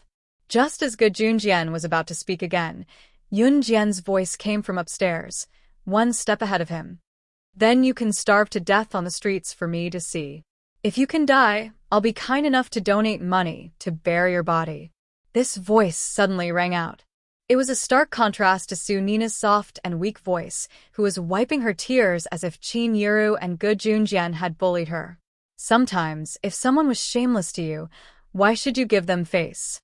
If they could be shameless to you, then you should let them know what the highest level of shamelessness is. Yun Jian walked down the stairs with a cold expression. She enunciated each word and uttered words that made Su Nina's expression turn uglier. When Su Nina visited Gu Yunjian's house for the first time, she saw Qin Yuru. After chatting with Qin Yuru for a while, she knew that Qin Yuru was a soft and weak person. For such a person, even if she stole her man right in front of her, she could only cry in the dark, right? Therefore, when she heard that Qin Yuru had a son and a daughter, Su Nina's first thought was, Qin Yuru's son and daughter were the children of that coward ex-husband, so they probably weren't that powerful. Therefore, her daughter and son must be like Qin Yuru, soft and weak. However, at this moment, Su Nina was wrong. Yun Jian was completely different from Qin Yuru. However, this wasn't the only thing Su Nina was wrong about. Little girl, how can you say that? If you say that, I wanna kill myself. Su Nina wanted to pretend to be pitiful again. She even looked left and right for a place where she could commit suicide. Su Nina thought that Yun Jian would rush up and tell her that she was wrong because she was afraid that she would commit suicide, or that Qin Yuru and Gu Junjian would stop her. However, Su Nina was wrong. Just as she was looking for a place to pretend that she was going to commit suicide, she saw Yun Jian walk up to Su Nina. Yun Jian flipped her hand, and a butterfly knife appeared. She swung the butterfly knife twice and placed it directly on Su Nina's neck. Just as Su Nina was about to take a step back in shock, Yun Jian's cold voice rang out. Chapter 1793. Never in Su Nina's wildest dreams would she have imagined that Yun Jian carried a knife with her. Moreover, Yun Jian was dressed neatly from head to toe, no different from an ordinary person. How did she hide the butterfly knife on her? Judging by Yun Jian's swift hand speed just now, she was probably not an ordinary person. Since Su Nina was Gu Yunjian's university classmate, it was certain that Su Nina had studied in a military school in the past. Su Nina majored in military medicine. However, after she met her current ex-husband, she left with him and did not finish her studies. Having studied in a military school, Su Nina was well aware of how terrifying Yun Jian's technique was when she took the knife and held it against her neck. Even the male students who studied in the military academy couldn't compare to her. Hence, Su Nina's legs went weak from fear. Unable to control herself, she knelt before Yun Jian. When Su Nina's son, Su Liao, saw that his mother was held by Yun Jian with a knife, he did not rush over. Instead, he tore away his mother's hand that was holding Su Nina and ran a dozen meters to the side, hiding in a corner in fear. He dared not come forward to save his mother. Yun Jian smirked at what she saw. Gu Junjian kept quiet on purpose. It was only when Su Nina was pale and sweating that Gu Junjian held back his laughter and pretended to reprimand Yun Jian like an elder. All right, Xiao Jian, stop fooling around. I still have to treat a few university classmates to dinner later. It was obviously unrealistic to kill Su Nina. This was a lawful society after all. Gu Junjian could tell that Yun Jian was just scaring Su Nina. After all, a woman like Su Nina would probably come to his house again if he did not scare her. Hearing what Gu Junjian said, Yun Jian kept the butterfly knife with a smirk and kicked Su Nina's abdomen, sending Su Nina to the floor. For my dad's sake, I won't spend the money on a coffin. Yun Jian turned around nonchalantly, her long hair brushing Su Nina's face, stunning Su Nina for a long time. My daughter studies in the military school. She looks just like a boy. You've studied in the military school too, so you know that we soldiers have stronger hands. Haha, don't take it offense. Gu Junjian held Qin Yuru's hand and stood more than 10 meters away from Su Nina, showing no intention of going over to help Su Nina. Moreover, he was holding Qin Yuru's hand. If Qin Yuru did not go over to help Su Nina would be too embarrassed to say anything. The back and forth had infuriated Su Nina so much that she was about to have a heart attack. In spite of it, Su Nina was at a loss for words. Even her son, Su Liao, had stayed far away just now. 20 minutes later, the group walked from Ge Yunjian's house to Xian Jia Hotel. It had been 3 to 4 years since Xian Jia Hotel opened in Longmen City. It was well-received and popular. That was because Xian Jia Hotel's taste buds were obvious from its name. It was geared toward the masses and tasted similar to the local dishes cooked by ordinary people in Longmen City. Big bosses liked to set up their gatherings here as well. Since it was not particularly expensive, people would usually treat them to a meal. Those who were more extravagant would set up their gatherings here as well. Xian Jia Hotel's decor was quite nice. Just as Yun Jian and Ge Junjian entered, they saw a group of men and women who were about the same age as Ge Junjian standing nearby. These men and women who were about the same age as Ge Junjian must be Ge Yunjian's university classmates. These middle-aged men and women who were about the same age as Ge Junjian were accompanied by young men and girls who were about the same age as Yun Jian. These people were obviously the children of Ge Yunjian's university classmates. For a large gathering like this, many parents would bring their children along. It was especially so in 1999 when the people's standard of living was still not high. Usually, when there was a gathering and someone was treating, the whole family would be present. After all, meat was only a few times a year back then. It was unlike now where they could eat meat whenever they wanted. Were their families unable to survive? They would starve to death. As Ge Junjian was the one who was treating today, a large group of people were waiting outside. When they saw Ge Junjian, the large group of people crowded around him. Our officer Ge is here. Haha. Junjian, it's been a few years since we last met. How have you been? A big-bellied man rubbed his bare belly and asked Ge Junjian courteously. Chapter 1794. When everyone was seated around the 2 tables, the dishes were served. Ge Junjian ordered 2 tables of dishes. Since his university classmates had invited their entire families, 1 table was definitely not enough to seat all of them. Of course, in this era, when there was a gathering, the entire family would be brought over for a free meal. Ge Junjian had already expected this, so the dining table was naturally prepared in advance. There were only a few seats left. After everyone sat down, Ge Junjian looked around. Seeing that no one was present yet, he asked, "What's the matter? Where's old Zhang? Why don't I see him?" Yun Jian was sitting next to Qin Yuru. She could feel that many women and young girls were staring at her with burning eyes. Old Zhang went to pick up his son from class. He'll be here in a while. The man with the beer belly who greeted Ge Junjian just now said to Ge Junjian. None of the middle-aged men, especially those who were big bosses, could escape the fate of having a beer belly. This was simply because their lives were too comfortable. Okay. Ge Junjian nodded. Usually, in such a gathering, the men would sit at one table and the women would sit at another. Today was no exception. Yun Jian was sitting with Qin Yuru. Su Nina was sitting opposite Yun Jian and Qin Yuru. Your Officer Ji's wife? Just when the atmosphere was a little awkward, a woman looked at Qin Yuru and asked. Qin Yuru nodded very politely and answered. You and Officer Ge are both married twice, right? Officer Ge had many suitors in our university back then. You're lucky to be able to marry him twice. The woman looked at Qin Yuru and said with a smile. After saying this, the woman turned to look at Yun Jian and changed the topic to Yun Jian. Then this must be the daughter of you and your ex-husband, right? You're pretty, but you look a little weak and gentle. Officer Ge is a soldier. You and your mother look weak and gentle, haha. Officer Ge is protecting him. This woman spoke in a strange tone. It was unclear whether she was praising Yun Jian and Qin Yuru or secretly mocking them. But everyone around could hear one thing. Ge Junjian was indeed powerful, but Yun Jian and Qin Yuru were both skinny and weak. Hearing the woman's words, Su Nina's body trembled. She didn't know why she was trembling when she heard these words. The woman's name was Wang Defeng.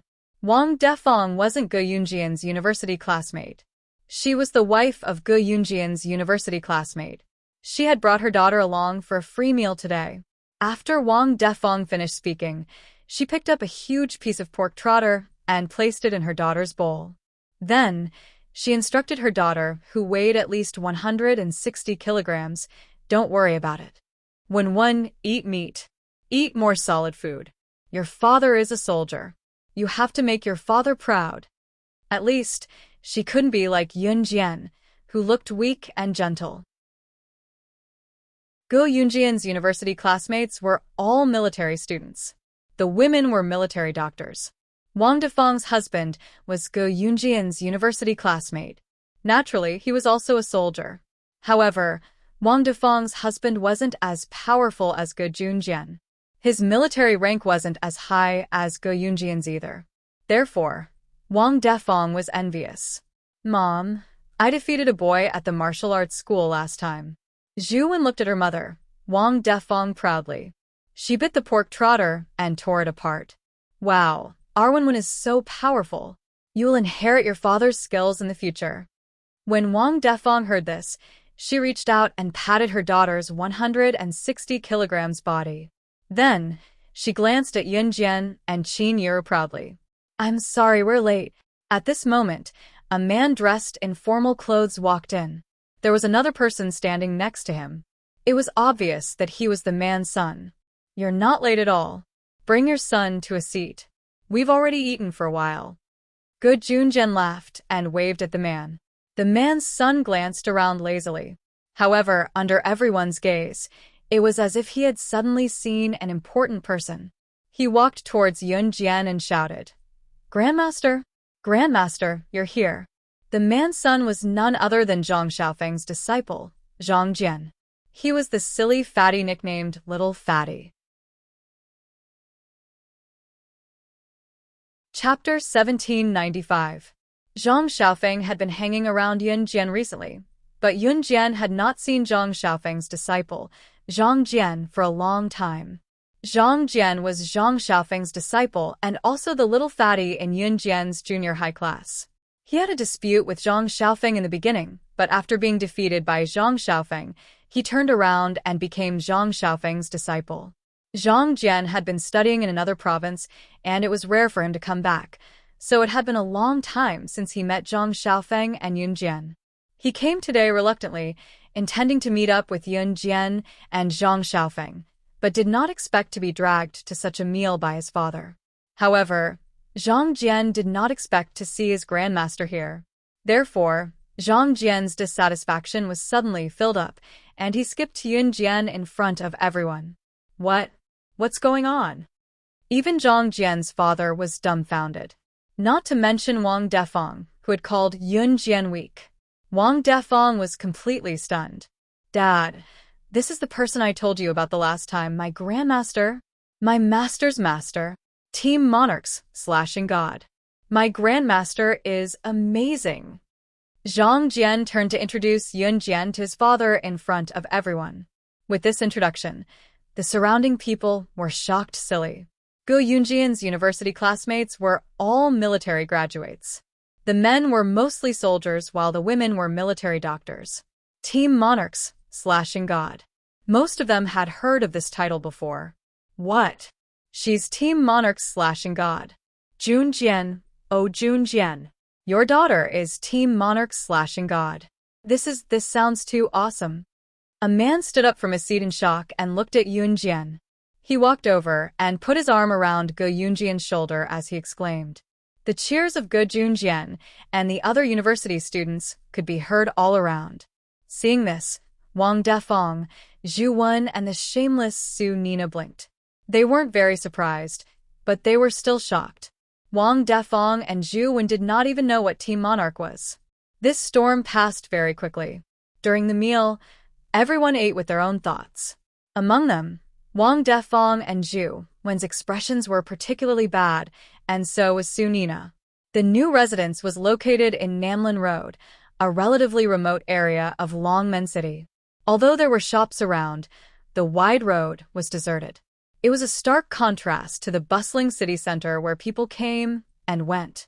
After paying the bill, Go Junjian suddenly received a phone call when he walked out of the Xinjia Hotel.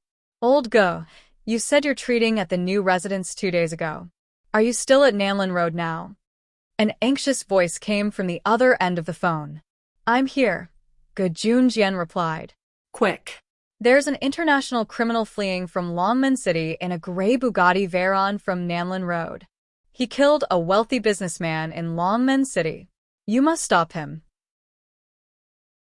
The troops will arrive at the intersection in 10 minutes.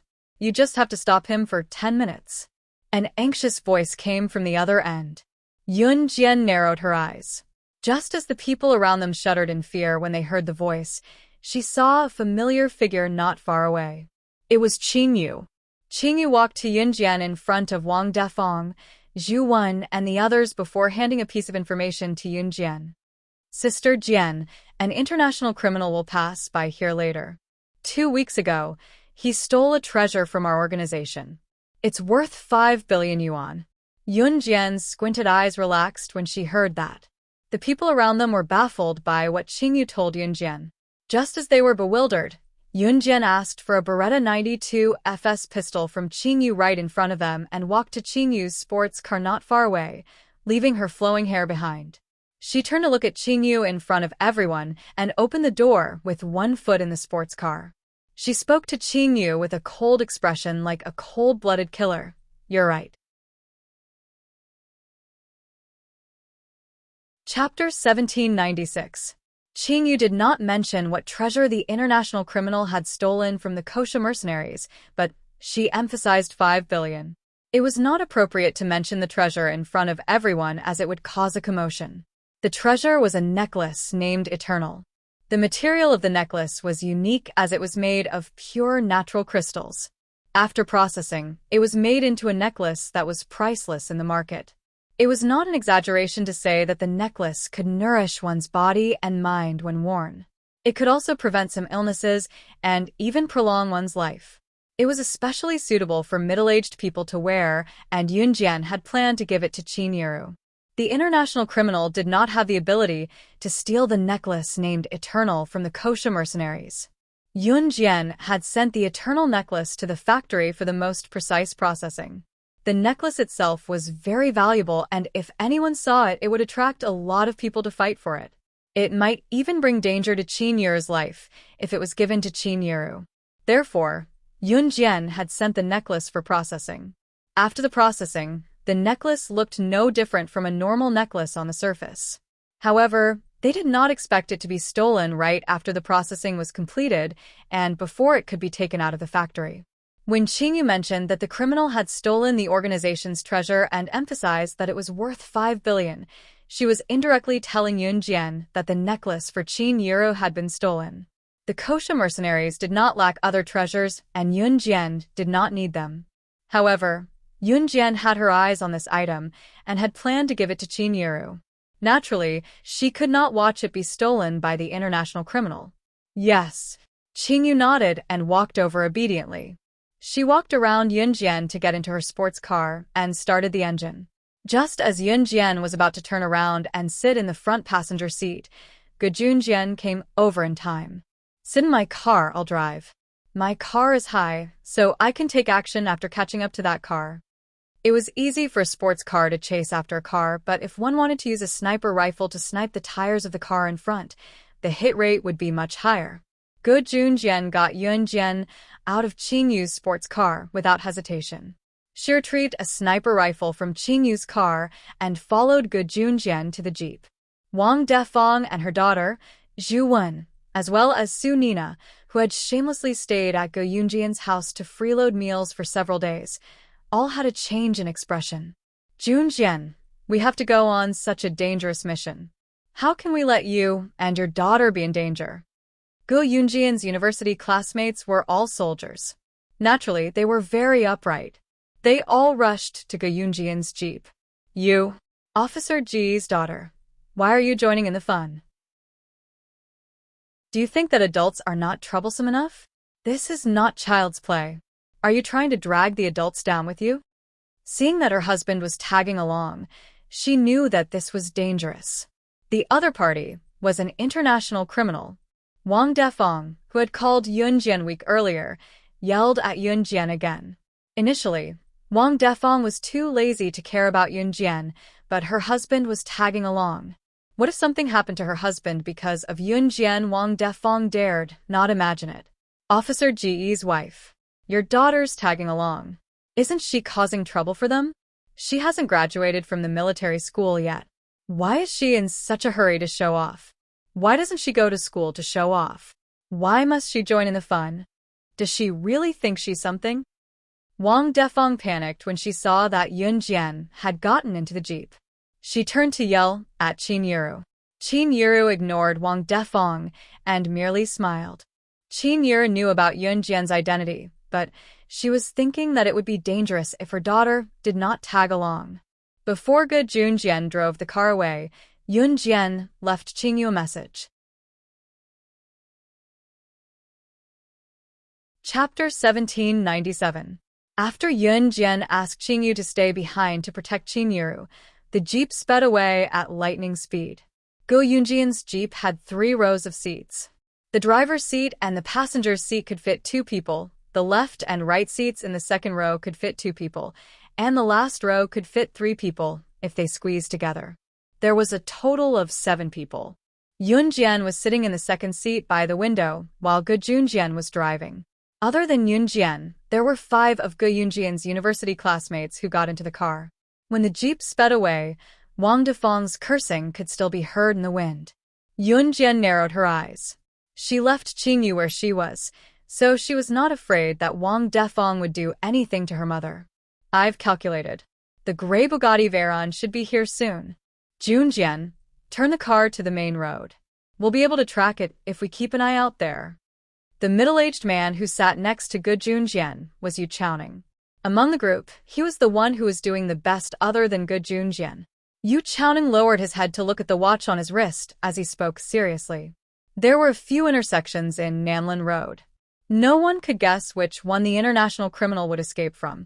If they missed the international criminal, Ge Yunjian's mission would be considered a failure. However, there was a main road in Nanlin Road. They would have to pass through that main road if they wanted to pass through these intersections. Enchanting was amazing. He could calculate the time and roughly predict when the international criminal would arrive. He asked everyone to keep an eye out at the main road so that they could chase after the car once it left. After Enchanting finished his words, the people around him started searching. Super, you're really good at this. We'll depend on you to find the international criminal's gray Bugatti Veyron. Thank goodness you're here. Super, you're really a super. If this international criminal escapes from right under our noses today, do you still want our old faces? Ge Yunjian's university classmates chatted with each other as they searched for vehicles passing by. When going out on a mission, the scariest thing was not being able to find the target. To put it bluntly, if you can't even find your target, what kind of mission is this? Might as well go home and stay there. In any case, you won't even have the luck to meet the target. It was as if you suddenly wanted to go to the toilet or take a dump, but you couldn't even find a latrine. How could you find a latrine to take a dump? At this time, it was crucial to have someone with quick reflexes to lead everyone to the correct location to find the target. Just as everyone was looking for a target and praising Enchanting to the extreme, a delicate female voice that was even more pleasant than a singer's rang out, startling everyone present. Drive the car to the 3rd intersection. He will definitely pass by the 3rd intersection. Even Enchanting, who had a very accurate estimation, didn't dare to make a conclusion on which intersection on Nanlin Road the international criminal would take. Hence, he asked Ge Junjian to drive the car to the main intersection and wait there. No one present had any intention of looking down on Yunjian. However, how could Yunjian be so sure that the international criminal would escape from the 3rd intersection? Why would he definitely pass by the 3rd intersection? If we stop the car in the wrong direction, we'll miss him. If we stop the car at the main intersection, even if we discover that his car is further away from us, we can still chase after him. A middle-aged man looked around and asked Yunjian in a serious tone.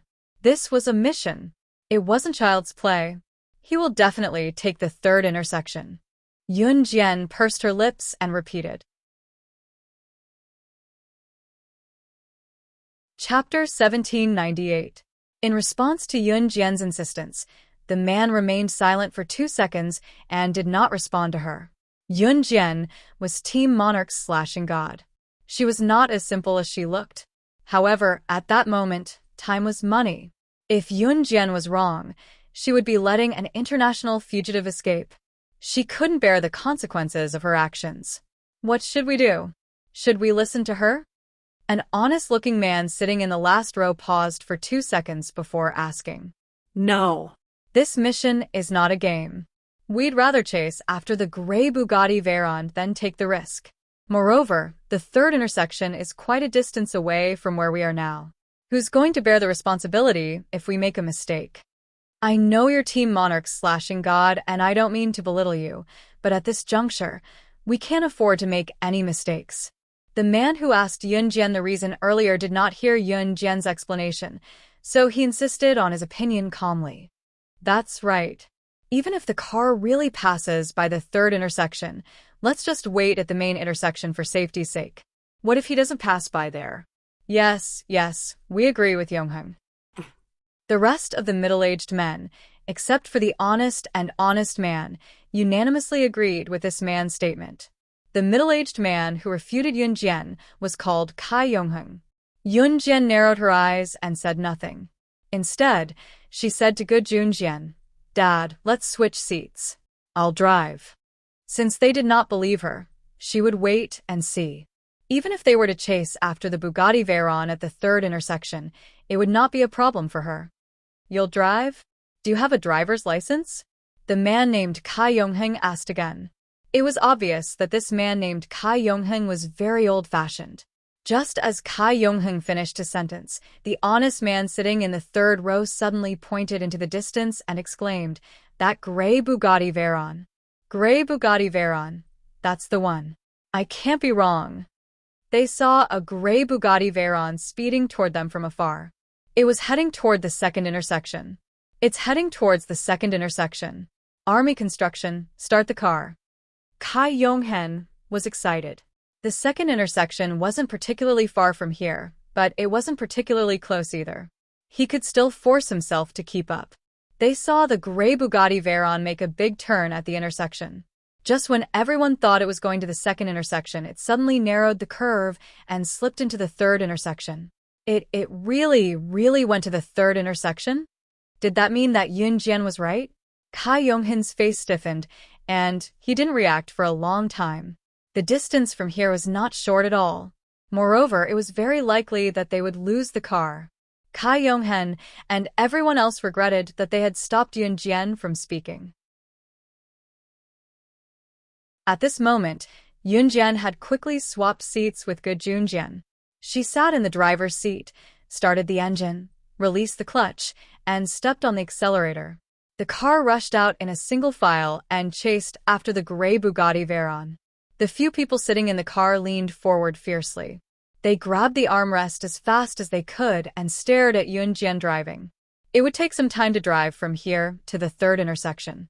By that time, the gray Bugatti Veyron would have already bypassed the street at the third intersection and turned into another intersection. Although this wasn't the downtown area, a car driving on the road would disappear in a few seconds. You wouldn't even know where it had driven to. Yunjian led everyone around a few intersections at the fastest speed.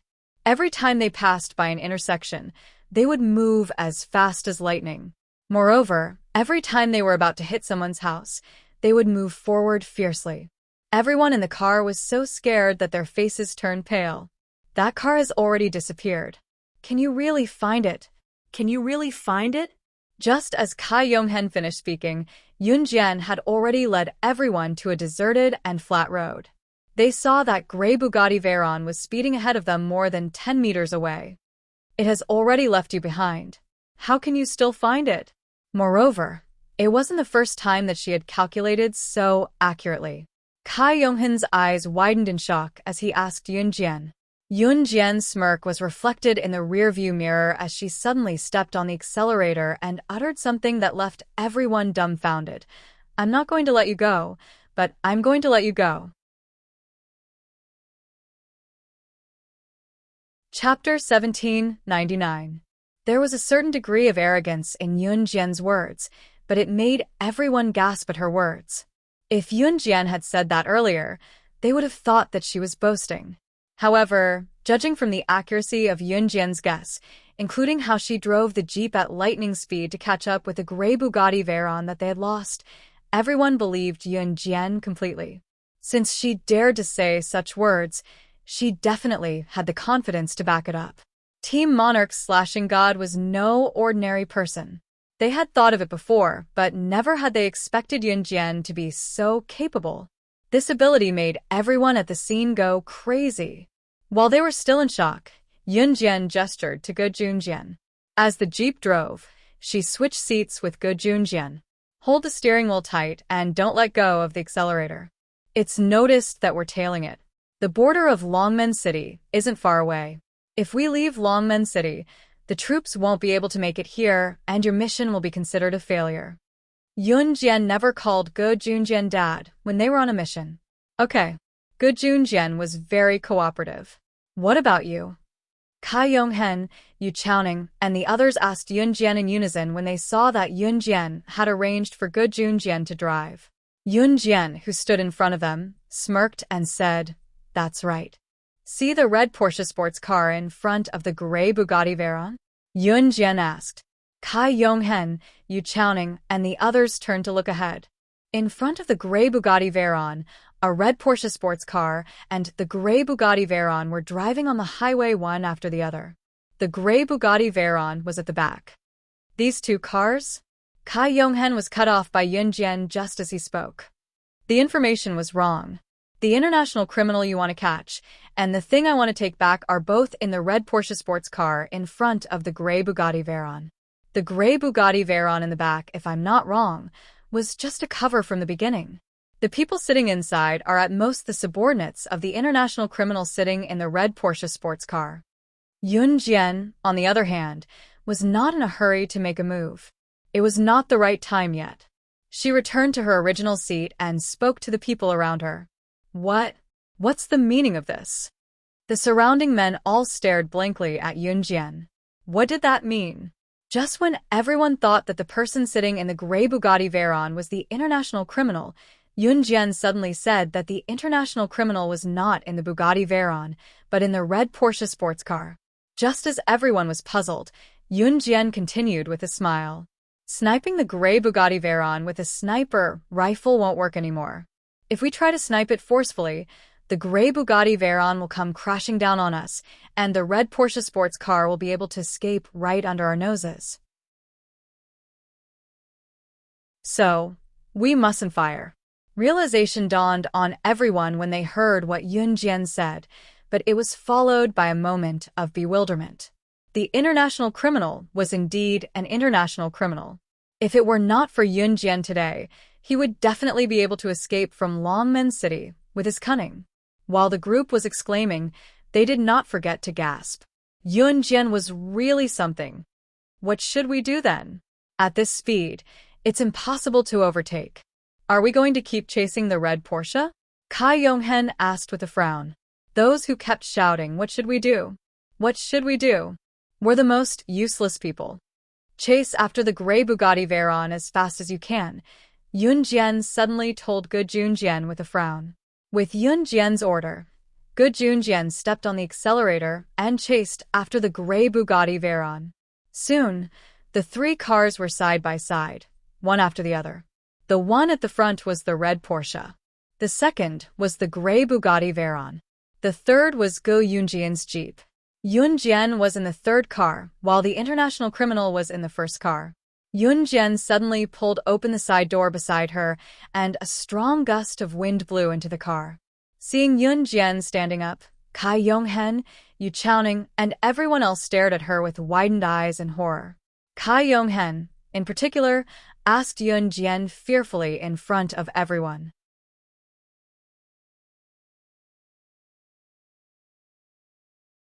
Chapter 1800.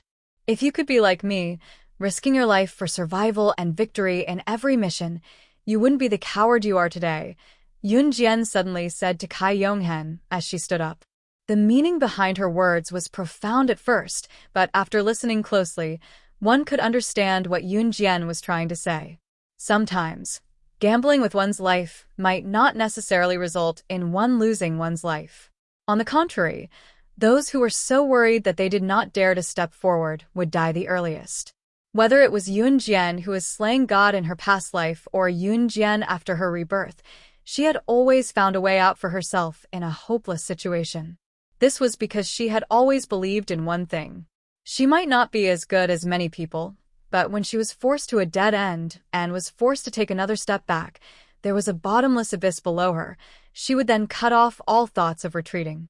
She would then unleash a strength that exceeded her own instincts and become the best of the best. Yun Jian's words gave Kai Yonghen and the group of men a lot of motivation. This was something that even a teenage girl like her could do, yet they were afraid of it again and again. Just when Kai Yonghen, Yu Chaoning, and the rest were stunned by Yun Jian's words, Yun Jian had already grabbed the handrail in the car and jumped out of the car. Even if an ordinary person wanted to jump out of a car, they would prepare for half a day, just like how they would hesitate for half a day before jumping out of a long jump. However, Yun Jian did not hesitate at all. She did not care if she succeeded or not. She grabbed the handrail and jumped out of the car. And at this moment, the scene that made everyone present so shocked that it was as if they had stopped breathing was the most exciting and blood-boiling scene that they had ever seen in their entire lives. They saw Yun Jian, who had jumped out of the car, grab the handrail. Even though the car was speeding, she did a flip at the speed of 1 second and threw herself onto the car roof.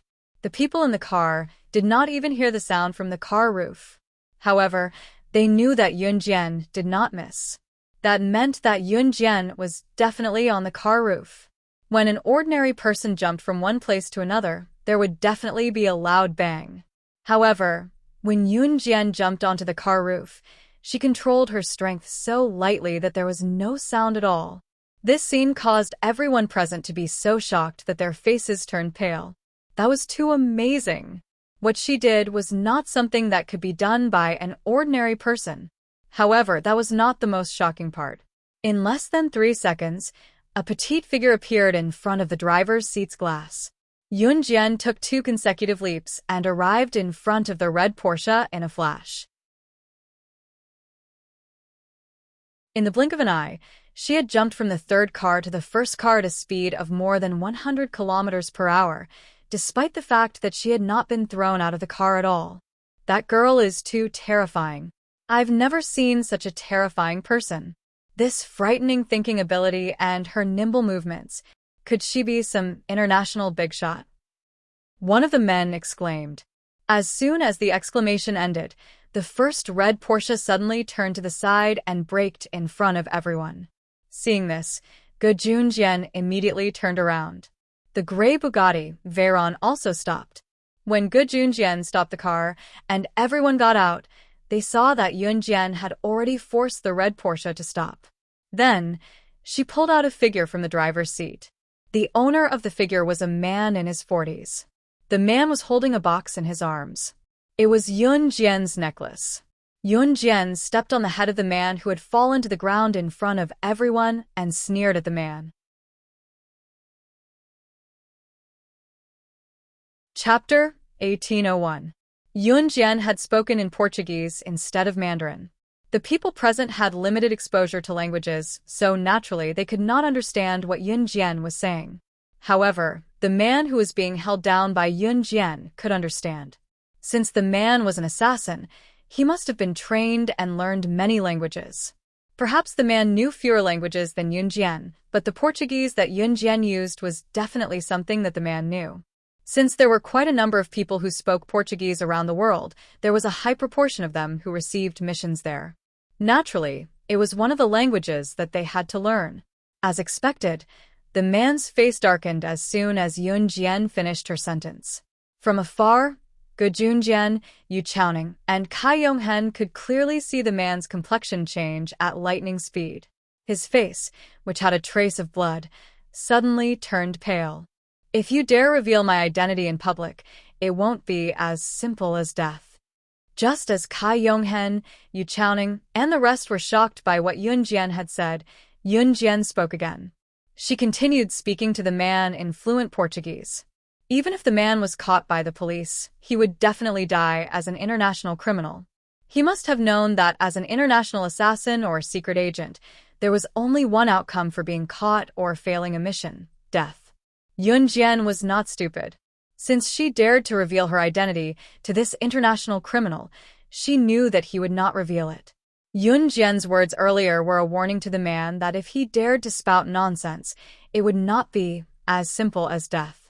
She had 1,000 ways to make people experience that the most painful thing in the world was not death, but living a life worse than death. The feeling of being tortured to death was excruciating pain that came from the depths of one's soul.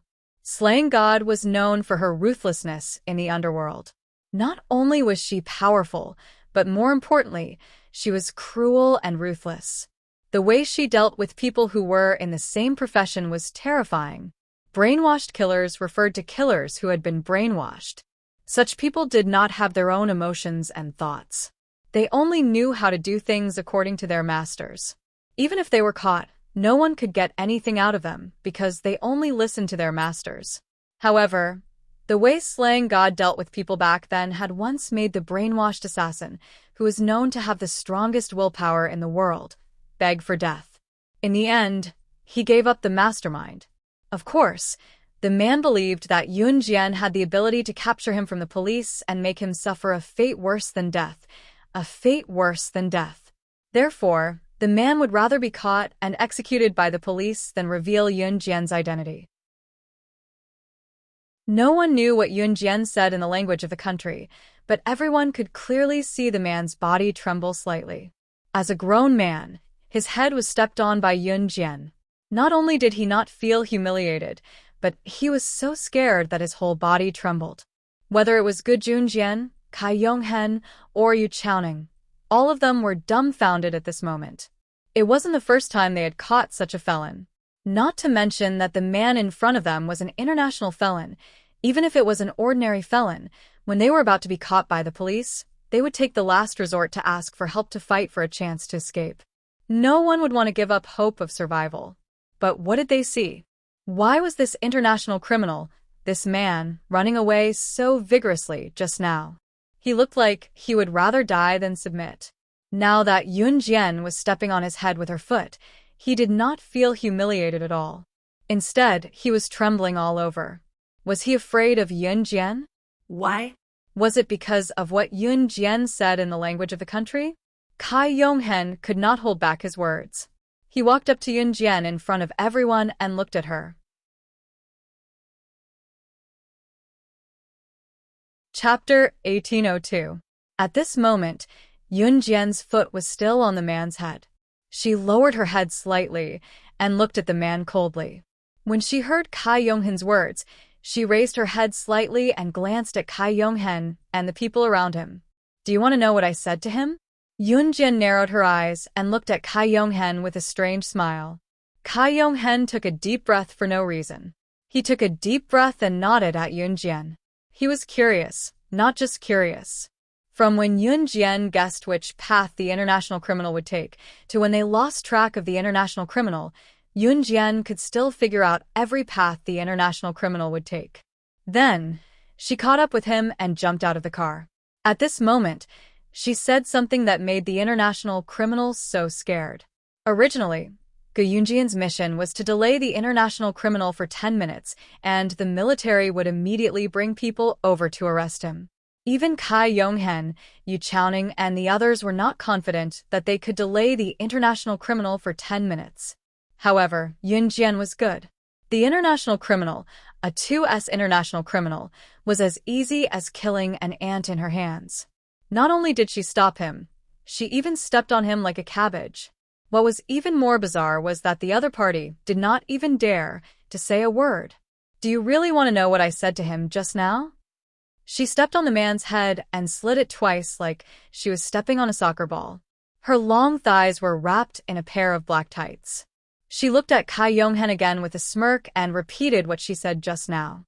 Hearing Yun Jian repeat what she said just now, Cai Yonghen and the people standing beside him were slightly stunned.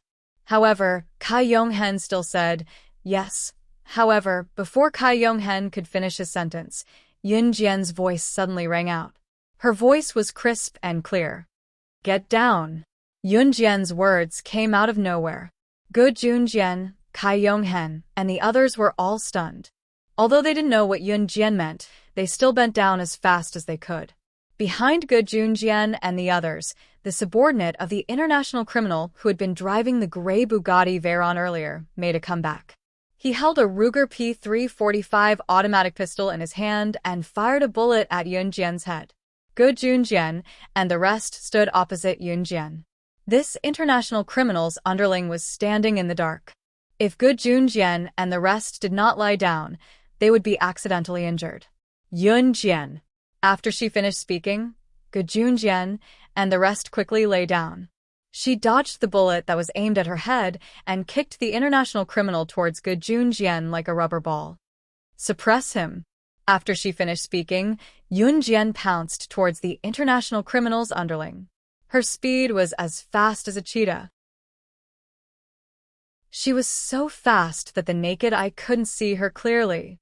Yunjian's conversation with Kai Yonghen earlier was to let the international criminal's underling, who was hiding in the dark, find the right opportunity to attack her and then counterattack. Ge Yunjian's fighting ability was not to be underestimated. After the international criminal was kicked by Yunjian, his entire body went limp. Ge Junjian pounced over and pinned the international criminal down. The international criminal did not even have time to react and escape. At this time, Kai Yonghen and the rest finally reacted and went to help Ge Junjian. However, their eyes suddenly caught a glimpse of Yunjian not far away. She was dashing towards the man who had tried to assassinate her. When the man saw Yunjian dashing towards him, he was frightened and fired a few more shots at Yunjian. Seeing this, Yunjian pounced on the ground and rolled twice on the ground. When she stood up, she was already close to the man. Even the veterans in the army couldn't compare to her in terms of skills. She killed decisively, like a Grim Reaper. Kai Yonghen and the rest who were far away trembled. They saw that Yunjian had already snatched the gun from the man's hand and tied him up with his own jacket in a few moves. The moment the people from the army rushed over, this was the scene that they saw. A teenage girl was stepping on the man's back with one foot. The man's stomach was on the ground, and he was tied up by his own jacket. His struggle was futile. The girl's men from the army rushed to the scene. After lighting up the scene, they turned their heads and squinted their eyes to look over. Chapter 1803. Initially, the people in the military only wanted Ge Junjian to help them stall for time, so that the military would not be able to arrest this international criminal. Because the person they wanted to arrest was an international criminal, they sent their best troops this time. But when the group of people arrived at the scene, they saw Ge Junjian and his men squatting on the ground and suppressing the international criminal. Yunjian was stepping on the international criminal's subordinate's back, not at all afraid that the international criminal's subordinate would be able to escape from her. This scene made the troops who arrived tremble. What the F***CK was going on? They rushed here to prepare for a big fight. Even if they were to accidentally sacrifice themselves in the battle with the international criminal, it was possible. But now, before they could even make a move, the international criminal was already subdued by Ge Junjian and this little girl. Although they were surprised, the group of people who rushed over still heaved a sigh of relief. Fighting with an international criminal who had a gun in his hands. There would definitely be casualties. These people in the army all had relatives. If one person died, it would mean that they would harm an entire family. But for the sake of the people, they had to fight. If they didn't get rid of these people in this era, how could there be peace in the modern era? But what these people didn't expect was that Ge Junjian and his men actually managed to subdue the international criminal. They only had a few people. They actually managed to subdue the international criminal. This was a great achievement. The leader of the men in the army walked towards Ge Junjian. This man obviously knew Ge Junjian. When he spoke, Yunjian could tell that this man was the one who called Ge Junjian just now. The man was stunned. Then, he looked at Ge Junjian and said, Ge Junjian, Ge Junjian. Old Ge, good job. You actually brought people to arrest him. Ahem. The ones who arrested him weren't us. It was her. At this moment, Go Yunjian's university classmate, the man named Enchanting, looked at Yunjian and said, What? What? "The ones who arrested him weren't you guys, but this little girl." The man and the people standing behind him were all stunned. "You can take him away. Dad, Mom has been waiting for a long time. Let's go back." Just as the man and the people standing behind him were all stunned, Yunjian spoke to Go Junjian. Obviously, she didn't want to make a big deal out of this. "Old Wang, my daughter doesn't want to be in the limelight. You know that. We'll leave first." After Go Junjian handed the international criminal over to the man, he said to the man. The man called Old Wang was stunned. He opened his mouth and finally nodded. After Yunjian retrieved the necklace she had given Qin Yuru from the man, she turned to get into the jeep with Go Junjian and the others. The necklace was in a box, so no one could see what it was. The jeep left the army. At the entrance of the Xinjia Hotel, Qin Yuru, Wang Defeng, and the women and children had been standing there for a long time. During this time, Wang Defeng kept talking about Yunjian. Seeing that the men hadn't come back yet, Wang Defeng was so worried about her man that she almost cried. At this moment, she still kept talking to Qin Yuru coldly. "Why did you let that little girl go with you? Are you trying to make trouble? If my man can't come back because of that little girl, I'll kill you." Wang Defeng spoke eloquently, and the words that came out of her mouth were very unpleasant. Just as Wang Defeng was talking nonstop, Go Yunjian's jeep drove back. Seeing that the men had returned safely, everyone present heaved a sigh of relief. When Yunjian and the others got out of the jeep, Wang Defeng, who was relieved, walked over and grabbed her man's hand. She started talking again. "Dear, are you okay? That little girl didn't make trouble for you, right? She's so troublesome. She doesn't have the self-awareness of a child. She only made trouble for the adults. This kind of person is the most disgusting." Wang Defeng used her loudspeaker to talk to Yunjian and Qin Yuru. Su Nina, who was standing next to her, also raised her head. She was very interested in listening to Wang Defeng scolding Yunjian and Qin Yuru. However, just as Wang Defeng was scolding Yunjian and Qin Yuru, Wang Defeng's man suddenly shouted back at Wang Defeng. "If it wasn't for Junjian's daughter, we wouldn't have been able to catch up with that international criminal, not to mention whether or not they could catch him. If the higher-ups give us a reward this time, all the rewards should go to Junjian's daughter."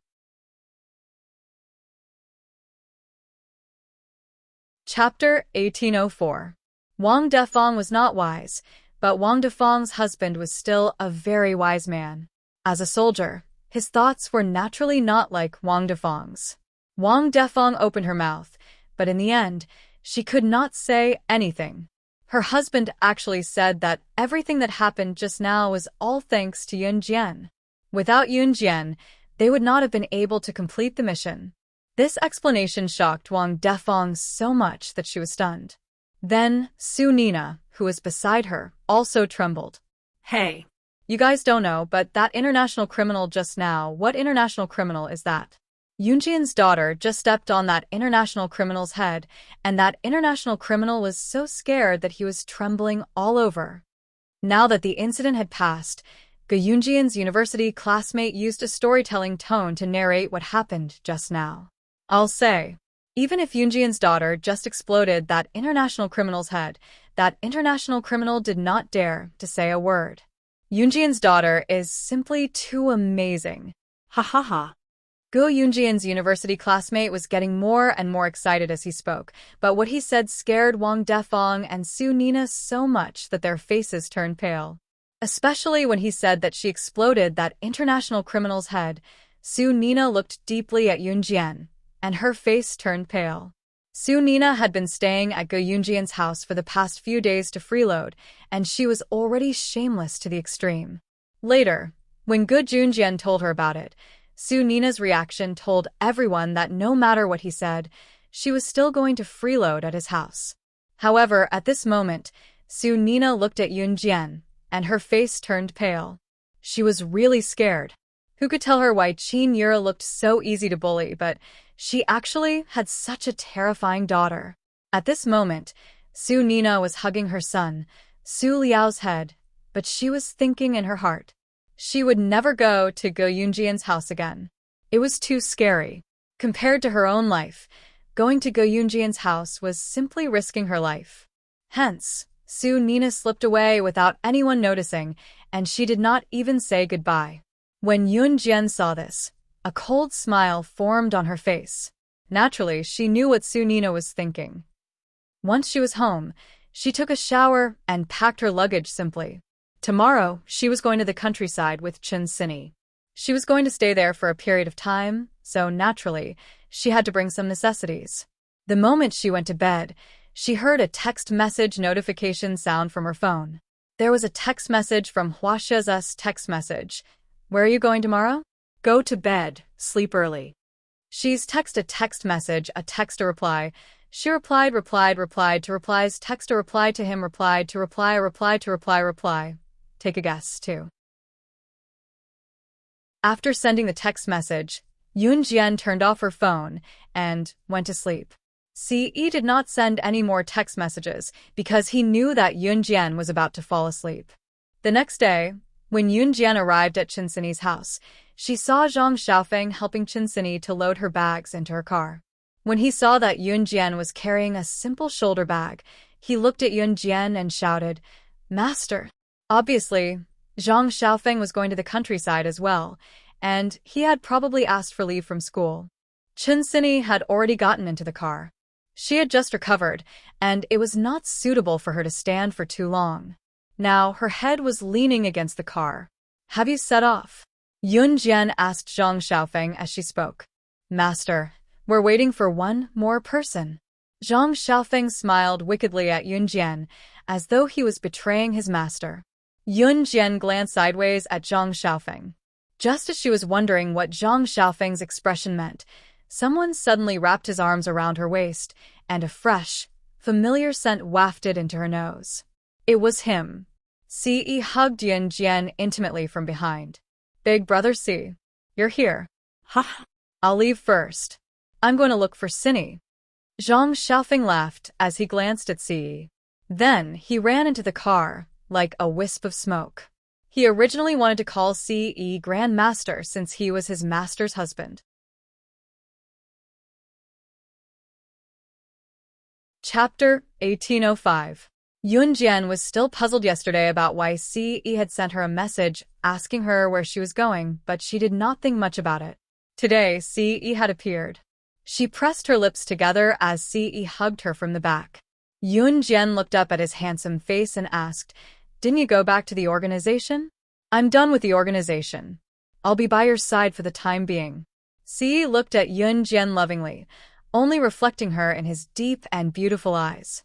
It was Zhang Xiaofeng who told Ce that Yunjian was going to the countryside to accompany Chen Sini to recuperate.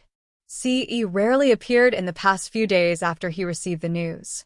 He would either show up for a while or leave after a while, staying in the organization to finish all his work and plan to go to the countryside with Yunjian. Leaving all the worldly affairs behind, no one could disturb him and Xiao Jian in the tranquil environment of the countryside. Ce had even sent Adam and Mo's son away this time. Before he came to look for Yunjian, Ce had told Adam and Mo's son to go wherever they liked. Just as Ce's plan was going well, Yunjian suddenly suggested, "Xiao Zhu and the other two haven't come out to play for a long time. Why don't we apply for leave for them and take them out for a walk?" Before Yunjian could finish, Ce's thin lips moved to reject her directly. No. Yunjian was speechless. Yunjian blinked.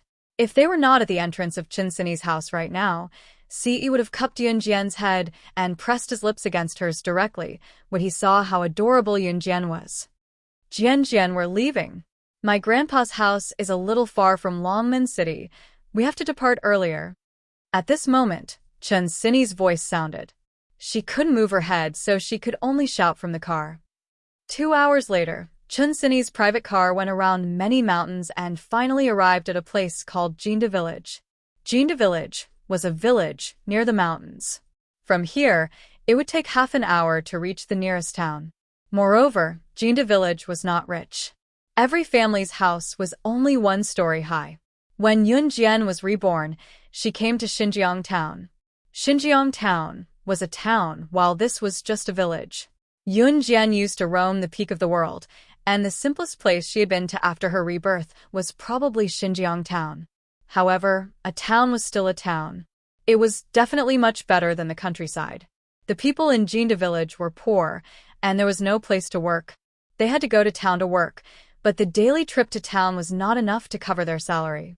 Therefore, the people here usually farmed for a living. Chun Sini's family was not poor. Her mother had asked her grandpa to leave Jinda village more than once, but he refused to leave. Since her grandpa's wife, Chun Sini's grandmother, had passed away early, Chun Sini's grandfather and grandmother had been living in Jinda village since they were children. From learning how to walk to running and jumping, getting to know each other, getting married, and staying together for the rest of their lives, Chun Sini's grandmother had passed away early.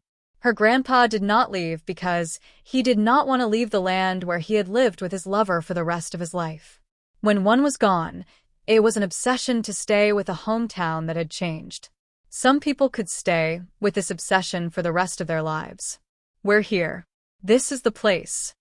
Chun Sini told Yun Jian as she turned to look at Yun Jian after getting off the car with Zhang Xiaofeng's help. The car was parked at the village entrance. After Yun Jian and the rest alighted, the car drove back to Longmen City.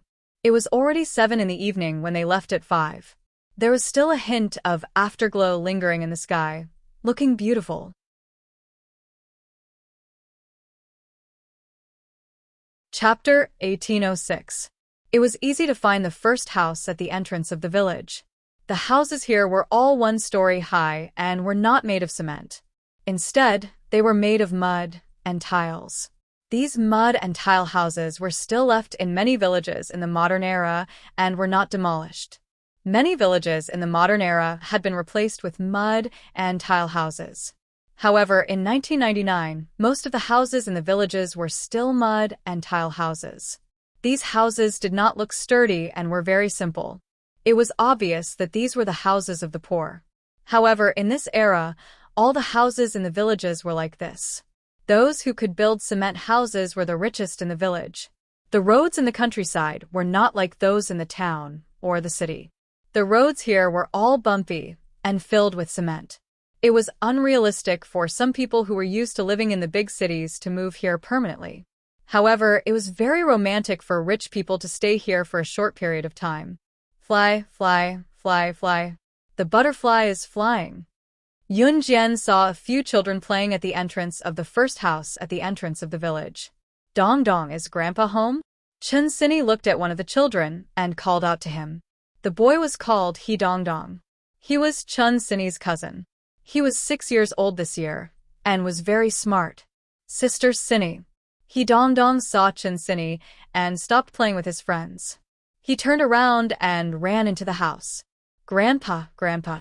Sister Sini and Brother Xiaofeng brought a pretty sister and a handsome brother back. He Dong Dong shouted as he ran into the house. After a while, an old man with a walking stick came out. This old man was Chun Sini's grandfather, He Qing. He Qing used to be a teacher and was a role model. He was very strict with his children since they were young. Therefore, Chun Sini's mother, He Xia, had the temperament of a lady from a wealthy family. He Qing was now relying on his pension to get by. Sini and Xiaofeng are back? Do you have guests? Quick, come in. He Qing invited Yun Jian and Ce into the house in a friendly manner. Although the house was simple and crude, He Qing still made a cup of tea for Yun Jian and Ce. Yun Jian and Ce didn't dislike it at all. Our pretty big sister and handsome big brother boyfriend and girlfriend? At this moment, He Dong Dong, who had been playing outside, surrounded Yun Jian and Ce with a group of friends and asked curiously. Yun Jian and Ce had outstanding looks. They had never seen such a beautiful young lady and handsome young man before, so they all rushed into the house. A few children even ran to the village to gather all the other children to watch Yun Jian and Ce. Surrounded by so many small heads, Yun Jian felt a little embarrassed. Yes. However, Ce, who was sitting next to Yun Jian, didn't look embarrassed at all in front of so many children. He even hugged Yunjian's waist and hooked his arm around her waist.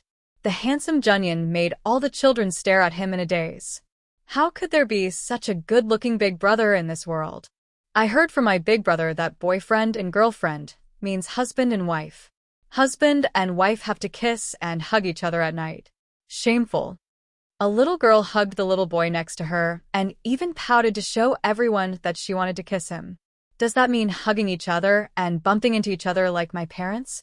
Last time, I secretly saw my dad hugging my mom without wearing any clothes. They were sticking to each other and bumping into each other. A smart kid added. As he spoke, he turned to look at Yunjian and Ce and asked innocently, "What's wrong?"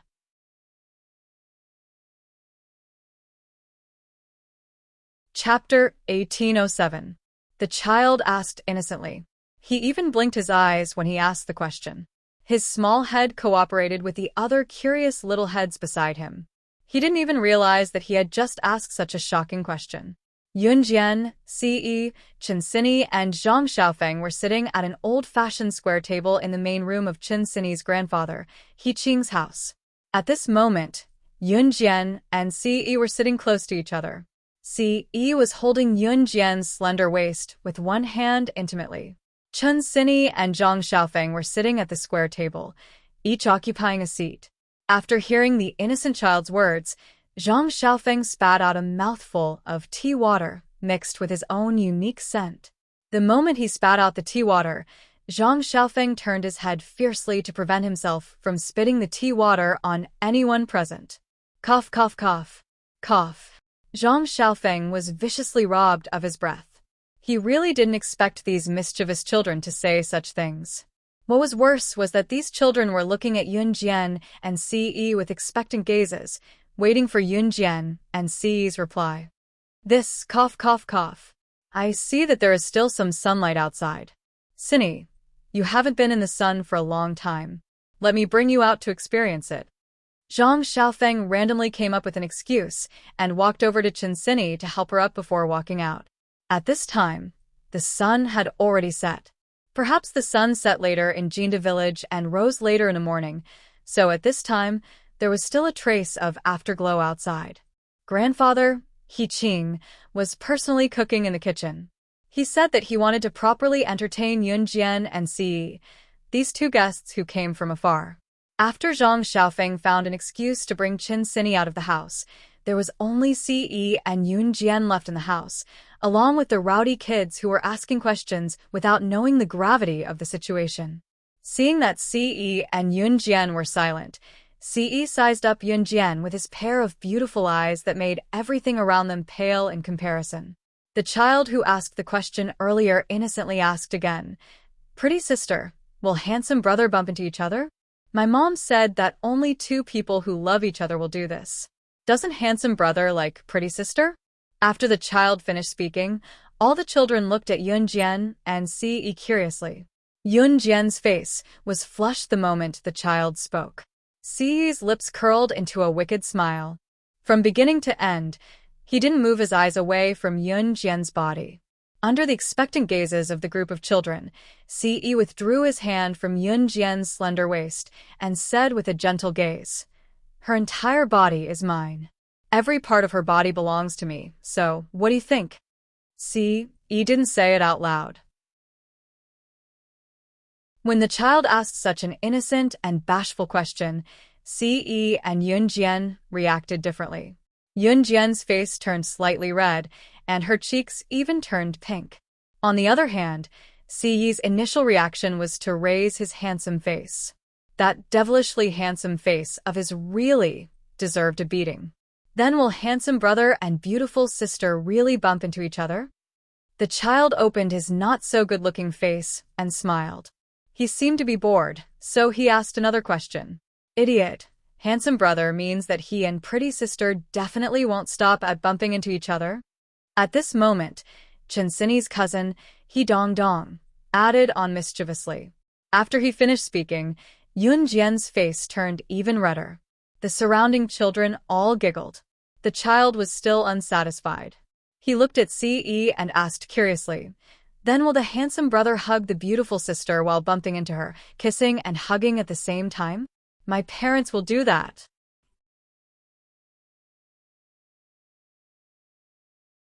Chapter 1808.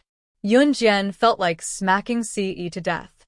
He was probably the only person in the world who could say such things in front of a large group of children without blushing or skipping a beat. Most importantly, the group of children in front of him were all inexperienced children who did not know much about the world and were not scheming. They were all children who spoke without thinking. What are you talking about? Yunjian nudged Ce with her elbow as she was pulled into Ce's embrace. To Ce, it sounded like she was being coquettish with him. Subconsciously, his lips curled upwards. Ce, who did not feel any pain from being nudged by Yunjian, wished he could keep her in his arms for the rest of his life.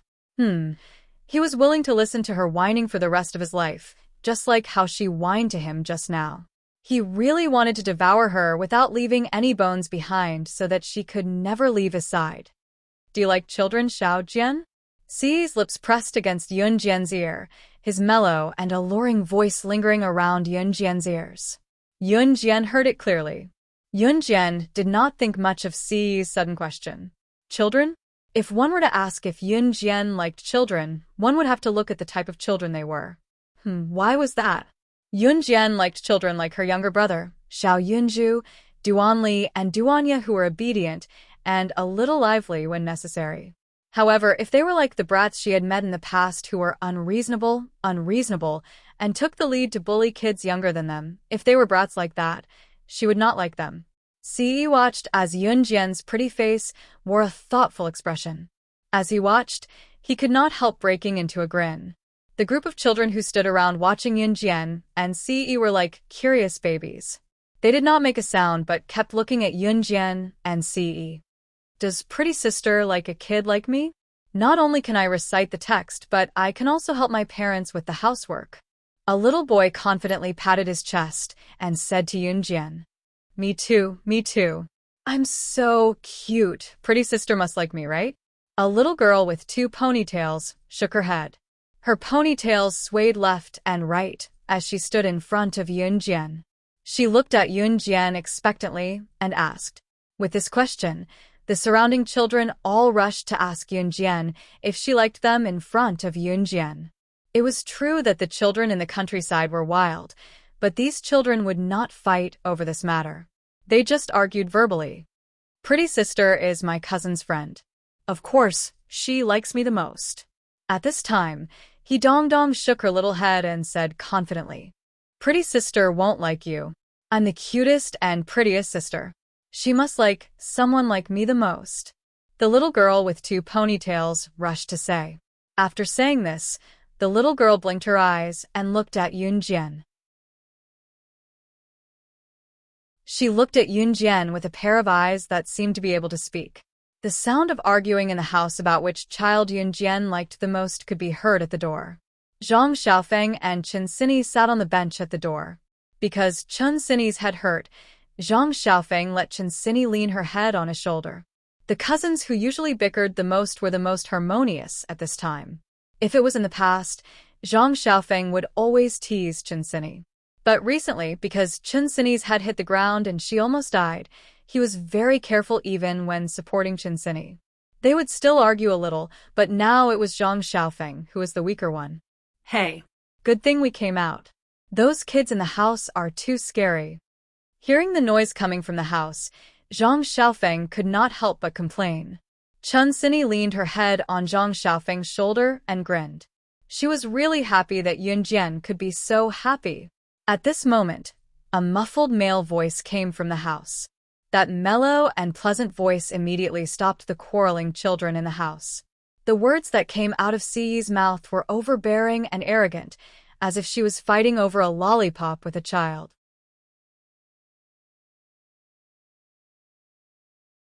Chapter 1809. Ce's expression was fierce, like a bully who had snatched a lollipop from a child's hand and told the child to go to the store to buy another lollipop for him. Ce's behavior stunned the group of children present for quite a while. Among them was a 4-year-old girl who had been standing in the corner since the beginning. She had been looking at Yunjian and Ce with great interest. In the end, it didn't take long for the surrounding boys and girls to start quarreling. The 4-year-old girl wasn't very sensible to begin with. Children in the countryside were usually left to their own devices. When they were young, they would be allowed to follow a large group of children to go out and play with a large group of children. Perhaps this phenomenon was less common in the countryside now because people nowadays treated children like treasures. In the past, people were poor. The poorer they were, the more children they had. A couple would usually have no less than 3 children. In fact, there were many villagers who had 7 or 8 children. This wasn't surprising at all. With more children, there was less love and care. In the early years, even the death of a child wasn't a big deal to some parents. Of course, 1999 wasn't as feudal as it used to be. In this era, the status of children was much higher in the eyes of some parents. This 4-year-old girl was young to begin with. She had followed her brothers and sisters here to join in the fun. In fact, she didn't understand what was happening at all. But after a while, this big brother suddenly said something fiercely, like a bully who had snatched a child's lollipop. Ce's actions scared the 4-year-old girl to tears. Wah. Big brother is so fierce. Wah wah wah wah. So fierce. I'm scared. I'm scared. As she spoke, the 4-year-old girl seemed to be unable to find her way home. Tears fell from her cheeks as she walked aimlessly out of the door. She even started yelling. This gave Qinsini and Zhang Xiaofeng, who were sitting outside the door, a fright. What's going on? Big brother Ce is fighting with a child? Zhang Xiaofeng's eyes widened. He was clearly frightened by the scene in front of him. What's going on? My master's husband actually scared a child to tears. This is too awesome. Fighting with a child? Qinsini could feel Ce's deep love for Yunjian. She covered her mouth and laughed. Then she lifted her head from Zhang Xiaofeng's shoulder and urged Zhang Xiaofeng. Hurry up and chase the little girl back. She ran out crying. What about you? Does your head still hurt? Zhang Xiaofeng looked at Qinsini and asked. I'm fine. Go after that little girl, Qinsini said. Before Qinsini could finish, Yunjian walked out of the house. Ce followed behind her. A large group of children followed behind them. Ce was probably the only person who could talk to a child and make them cry. Yunjian glanced at him, then chased after the crying little girl. After the little girl walked out of Heqing's house, she started crying and running at lightning speed. In the countryside, neighbors lived next to each other. Now that the sky was completely dark and the street lamps were lit up, these neighbors liked to sit at the door and chat with their neighbors before it was time to sleep after dinner. In this era, there were no smartphones or electronic products. Other than working and eating, people were used to sitting together and chatting. When the neighbors saw the little girl running back in tears, they curiously took a few more glances at her. Although the little girl's legs were short, her running speed was not slow. The little girl's house was not far away.